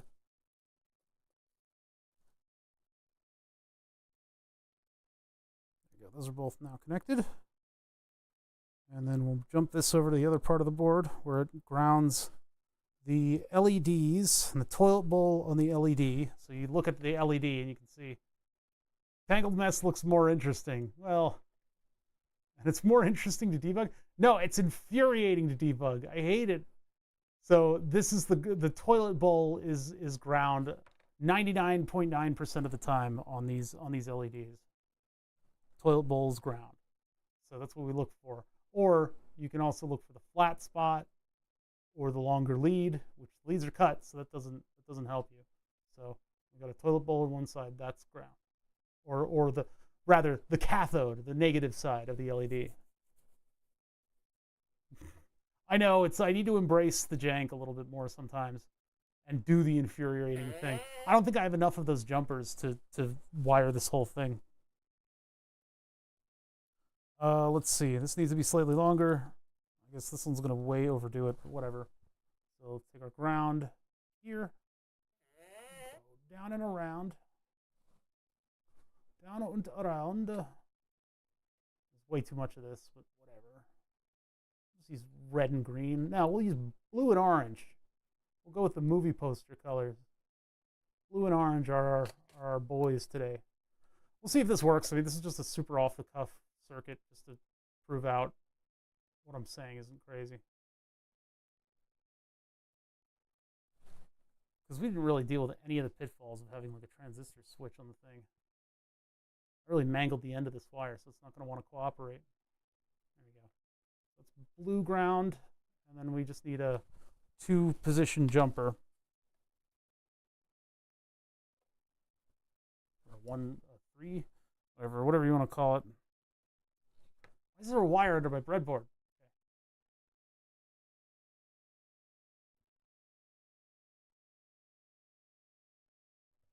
God, breadboarding can be so frustrating sometimes. Just building this thing with solder would have been faster for me. Maybe. Maybe not. Maybe not. Maybe I'm overselling that a little bit.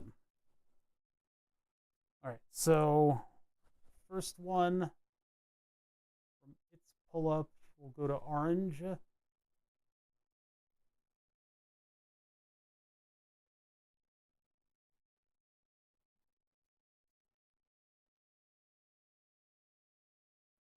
Reach, not.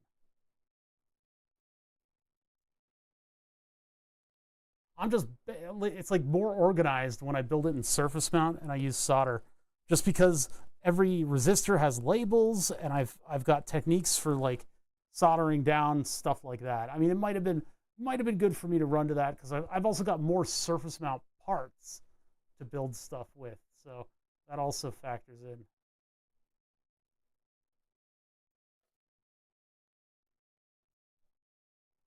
This is maybe on the cusp of being complicated enough of a circuit that I would want to do it on its own PCB. Its own PCB. Tell them from North America. That wasn't even in North. That was just really bad. Much longer because we got to get all the way to here. No, yes, here.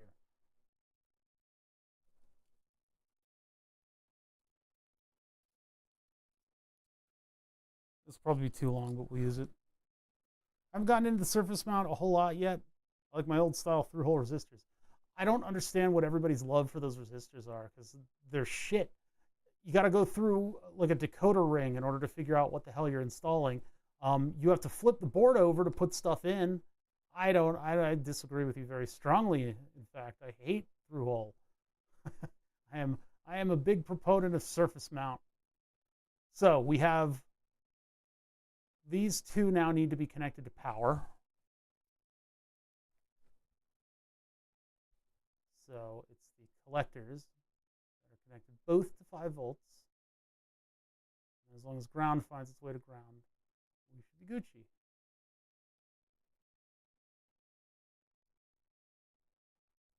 This feels a little clunky though. I think I should have probably soldered everybody together. All right, transistors as switches. Switches get stitches. I have a power and a ground that needs to get in here. So we're going to bring ground in through over here. And we're going to bring power in through.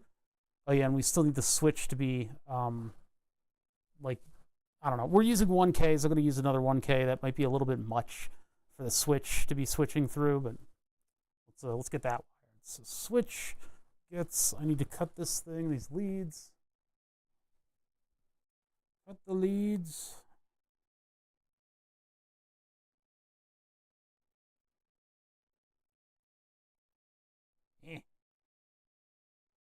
Nasty business. All right, there we go.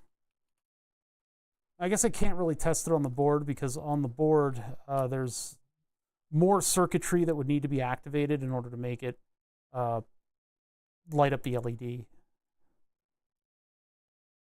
Plus, all this stuff is going to be happening at 3 volts, so.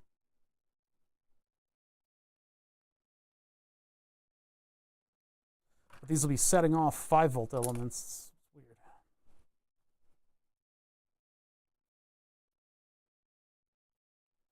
Pull that one over there. I think this is one side or the other side switching.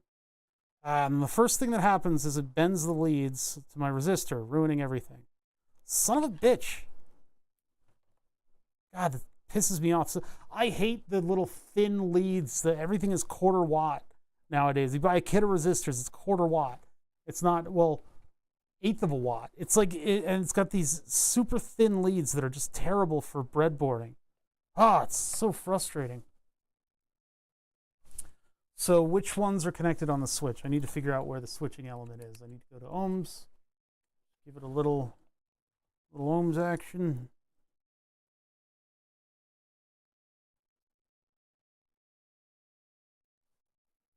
OL, ohms. Is it crossway connected? Oh, it's one side and the other?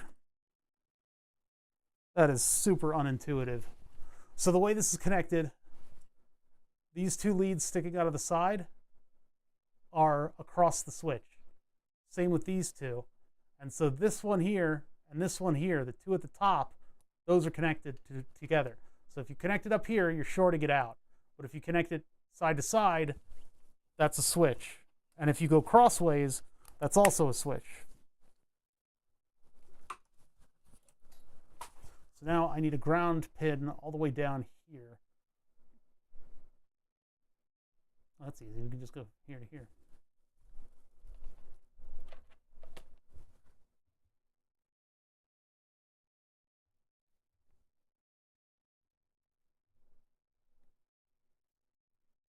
Oh, okay. Well, whatever. Make do.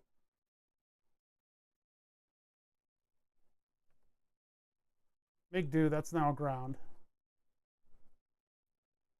And then, yeah, that's the base for that one. And then that's our trigger right here. So I guess I can go like this. Oh, no, that goes to positive. So this goes to power. Power. So that goes over here. So we can actually, that'll clean it up if I do this. Come from over here. This one going up to power.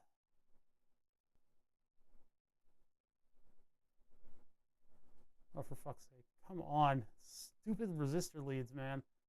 I have no patience for these anymore. Good enough. Okay, this side to ground through there. This side, signal out.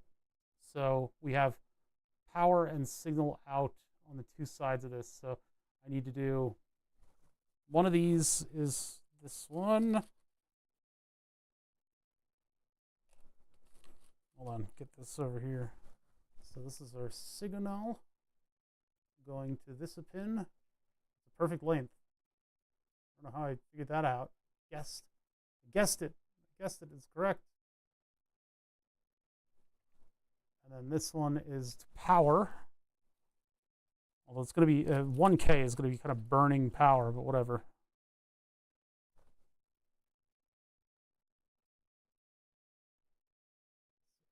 Here. Oh, come on. Come on. There to there. Okay, that's our circuit. So we're all wired up.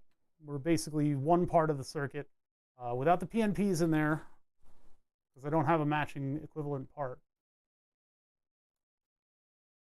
This looks like it's just crammed in the side. It doesn't look like it's actually, no, it's plugged in, okay.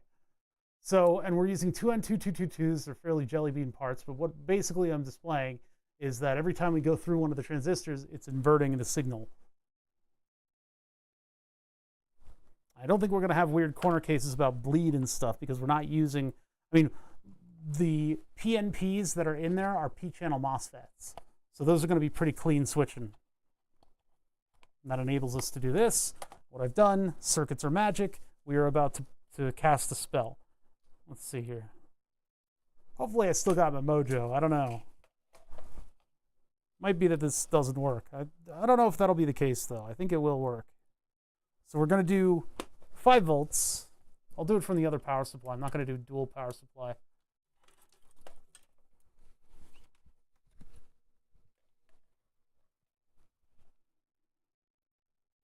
Ground. Ground. And then we wait because this thing is set at 12, 11, 10, 9, 8, 7, 6, 5. 5 will give us a little umph out of the LEDs, and hopefully everything doesn't explode immediately. Let's just see if I can wire up a quick transistor circuit to prove a point. Well, it's not really proving the point very well, but whatever. Well, nothing exploded. Did anything heat up?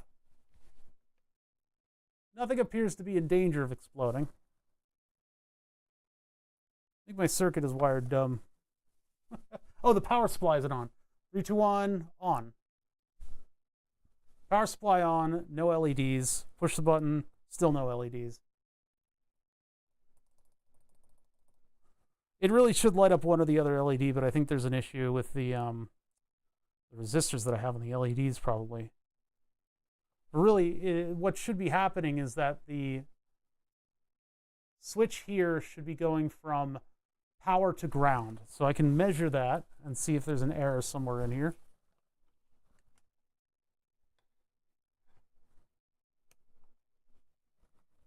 DC volts. Let's see. So from ground to get a good ground tap here.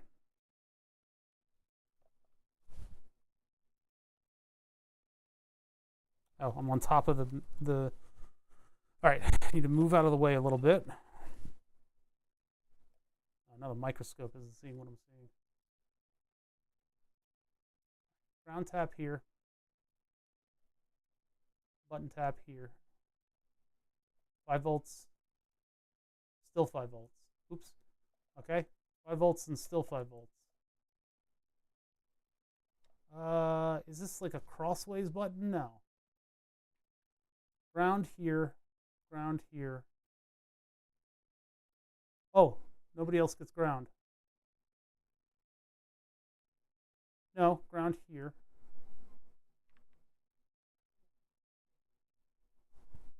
Did I miss? Is this on the wrong thing? No, it's on the right thing. Ground going over to where we're probing. So from here, oh wait, I was on the top of the button. At the bottom of the button, we've got 2.8 volts, and that goes to 0. Why is it at 2.8? Wait a minute. Let's do the 1K, I guess. All right, so there's the switch doing its thing. So over here, through the PNP, or through the NPN rather. Ah, and I bent one of my leads. Hold on. So then up here at the collector, 0.7. So we're losing momentum. That's only a millivolt switch. So are we losing enough momentum for it to be meaningful? Yeah, see, that's not pulling down all the way. These are 2N2222s. I don't know what kind of oomph we need for those.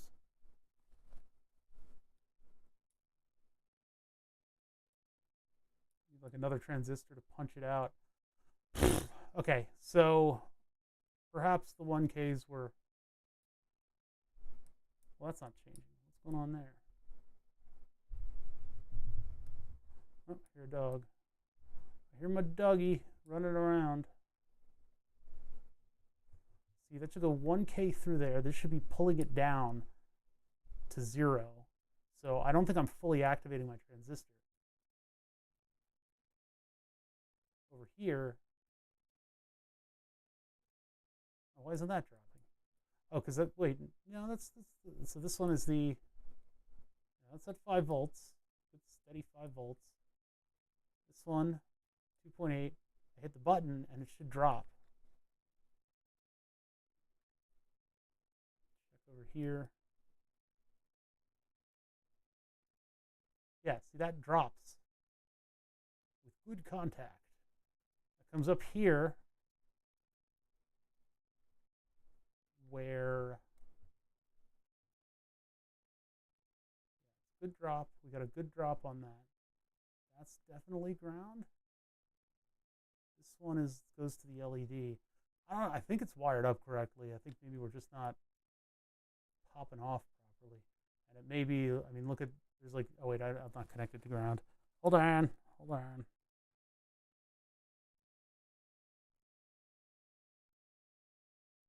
.8, push the button, 0.5. So, okay, so that is dropping.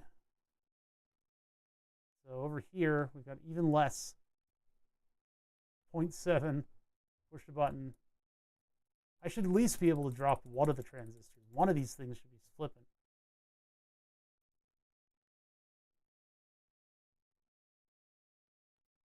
Well, that one's already at ground. This one should be going from 5 volts to ground, but it's really not. It's really not. Are we getting 5 volts over here? Yes. So, I mean, we got a 1 kilo ohm resistor, right?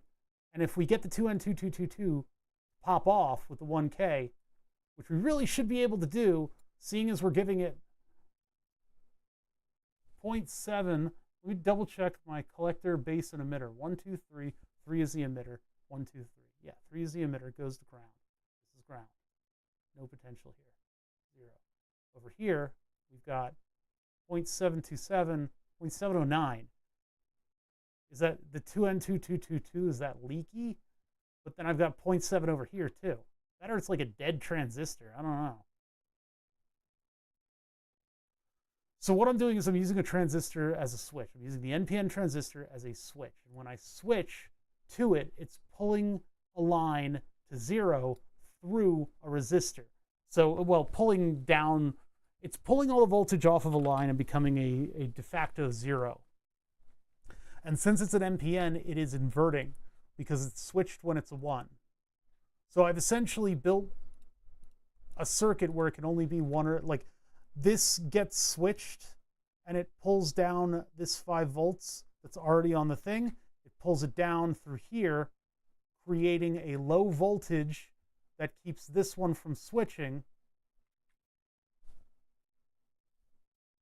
Pulls down, this is a 0. That 0 allows current to flow through this transistor and turns this one on. That same 0 is over here on the input to this transistor. And then that 0 is causing it to not switch.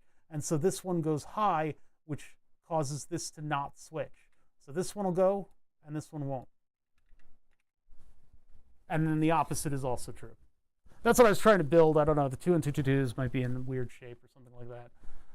But that's the logic behind what I was doing. I don't think there's a need to, is it in backwards? Yeah, Fat Place should have emitter on the left. I have this open in the other window. So it's collector, base, emitter. So on the left is the collector. The whole purpose of what we're doing is so that we can have one pin control multiple things, or switch on and off two things, right?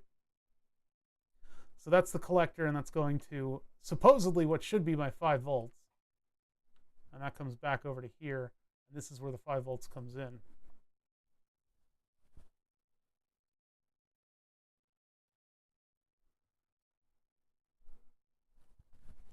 When the IC output, don't put a winky face at the end. That makes it really condescending. When the IC output is low, then there is a problem. You're assuming the 1K pulls high, but it can't as the base pin pulls it low. Where am I assuming that? What do you mean?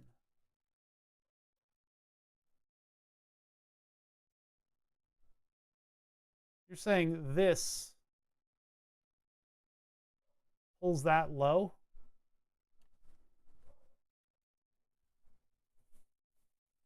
Because it's a trickle amount of current. It's like a tiny amount of current that goes through. And if we're assuming that these are FETs, that changes the game a little bit. But then this pulling down through what? The base? But that shouldn't affect it that much. It should be pretty high tolerant. Both get turned on. I mean, depending on the transistor we use. What if we had 2N3904? We're using a 2222 right now, but 229. Total dissipation, operating storage junction, thermal resistance, collector emitter breakdown. That's breakdown voltage. Base breakdown, cutoff current, collector current, collector emitter saturation voltage. So from base to emitter, it's like not even a volt.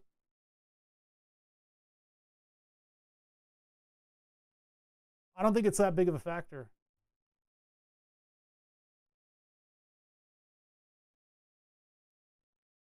That's true. I could do, well, we don't need a transistor checker. We can just check to see if there's diodes.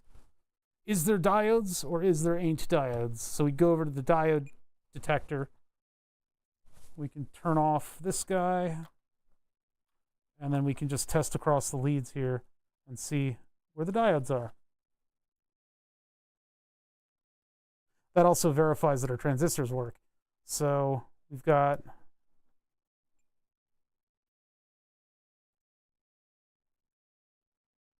no? Well, that might be a problem. Huh. That's definitely a diode. What about this? A broken transistor.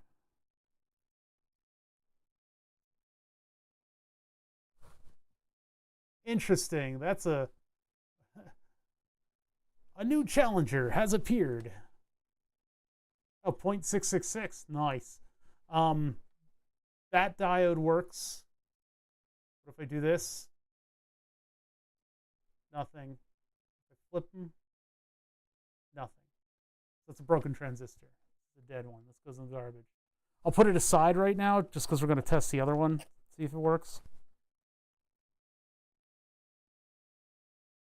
There and here, nothing. Here and there, diode. And then move it over to here and here, nothing, but in the other way, you get diode. Stop beeping at me. So positive is in the middle for this one. Negative on the outskirts. Oh no, it's to the emitter. All right, let's look it up. Okay. Diode test transistor. Don't you AI me.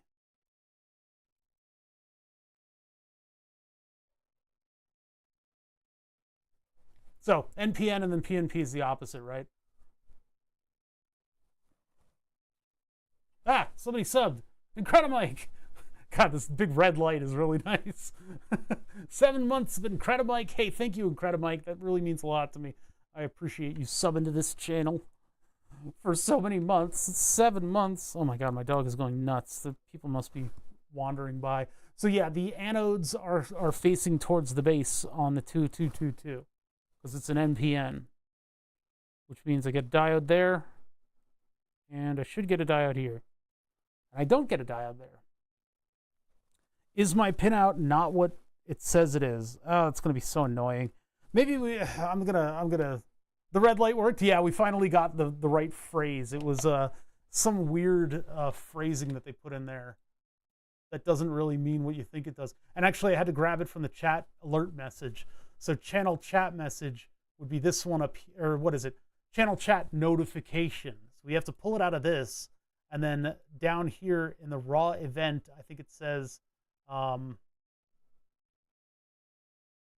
Incredimike subscribed to tier 1. Notice type resub.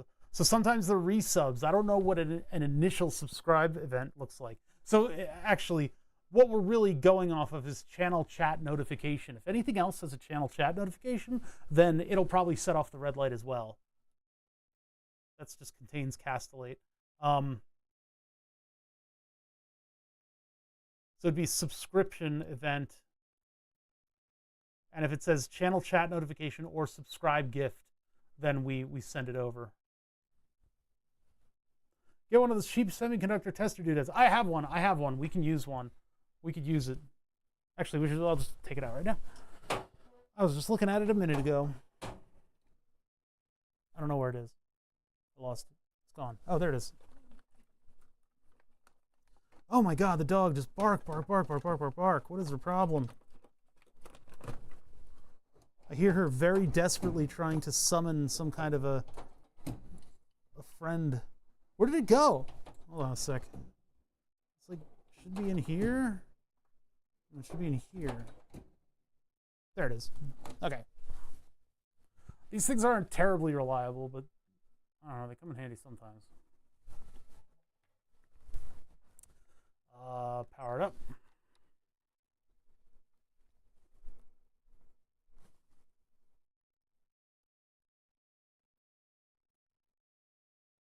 Tools, M tester. Oh, no, okay. No unknown or damaged part. I don't know, it might be damaged. Let's check. Dude. Test me. Ah, PNP. Collector base emitter.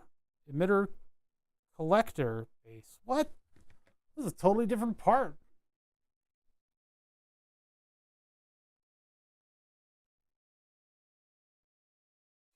U from SD Micro. Huh. Let's check the other one.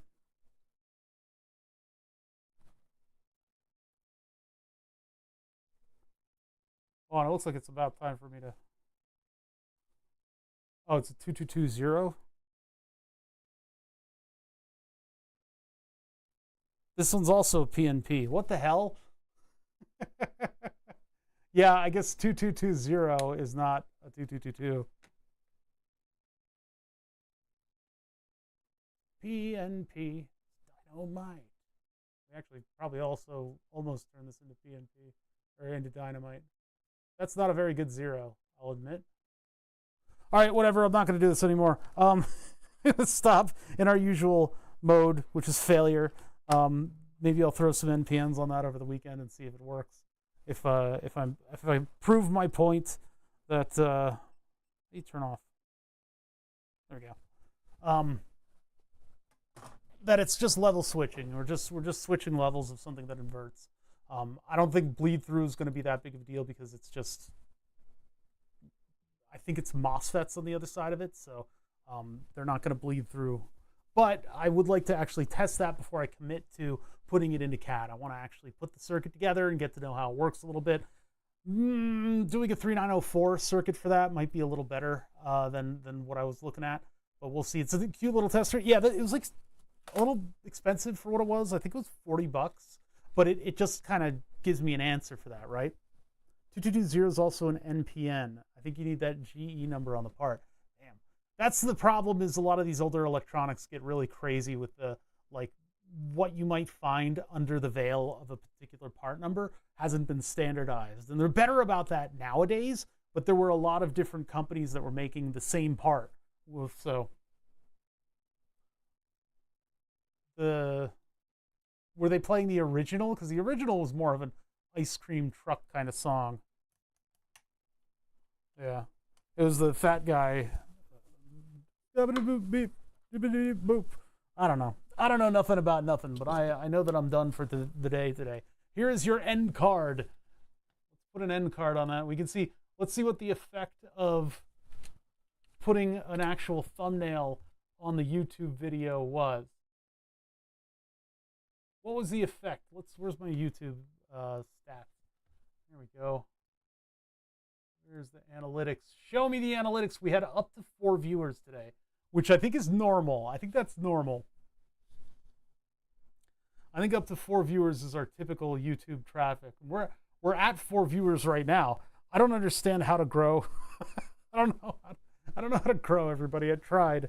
I failed you. One day we'll get more viewers. Maybe I'll do weirder stuff. Does one call you O or Mr. Bother? Bother, fucko, like any of those work?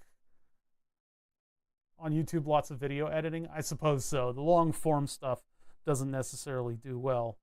If I don't know, if I did super targeted stuff and got like a huge following, then I could do this. Clickbait. Do I have to like... Do I have to do that? I think I have to do that.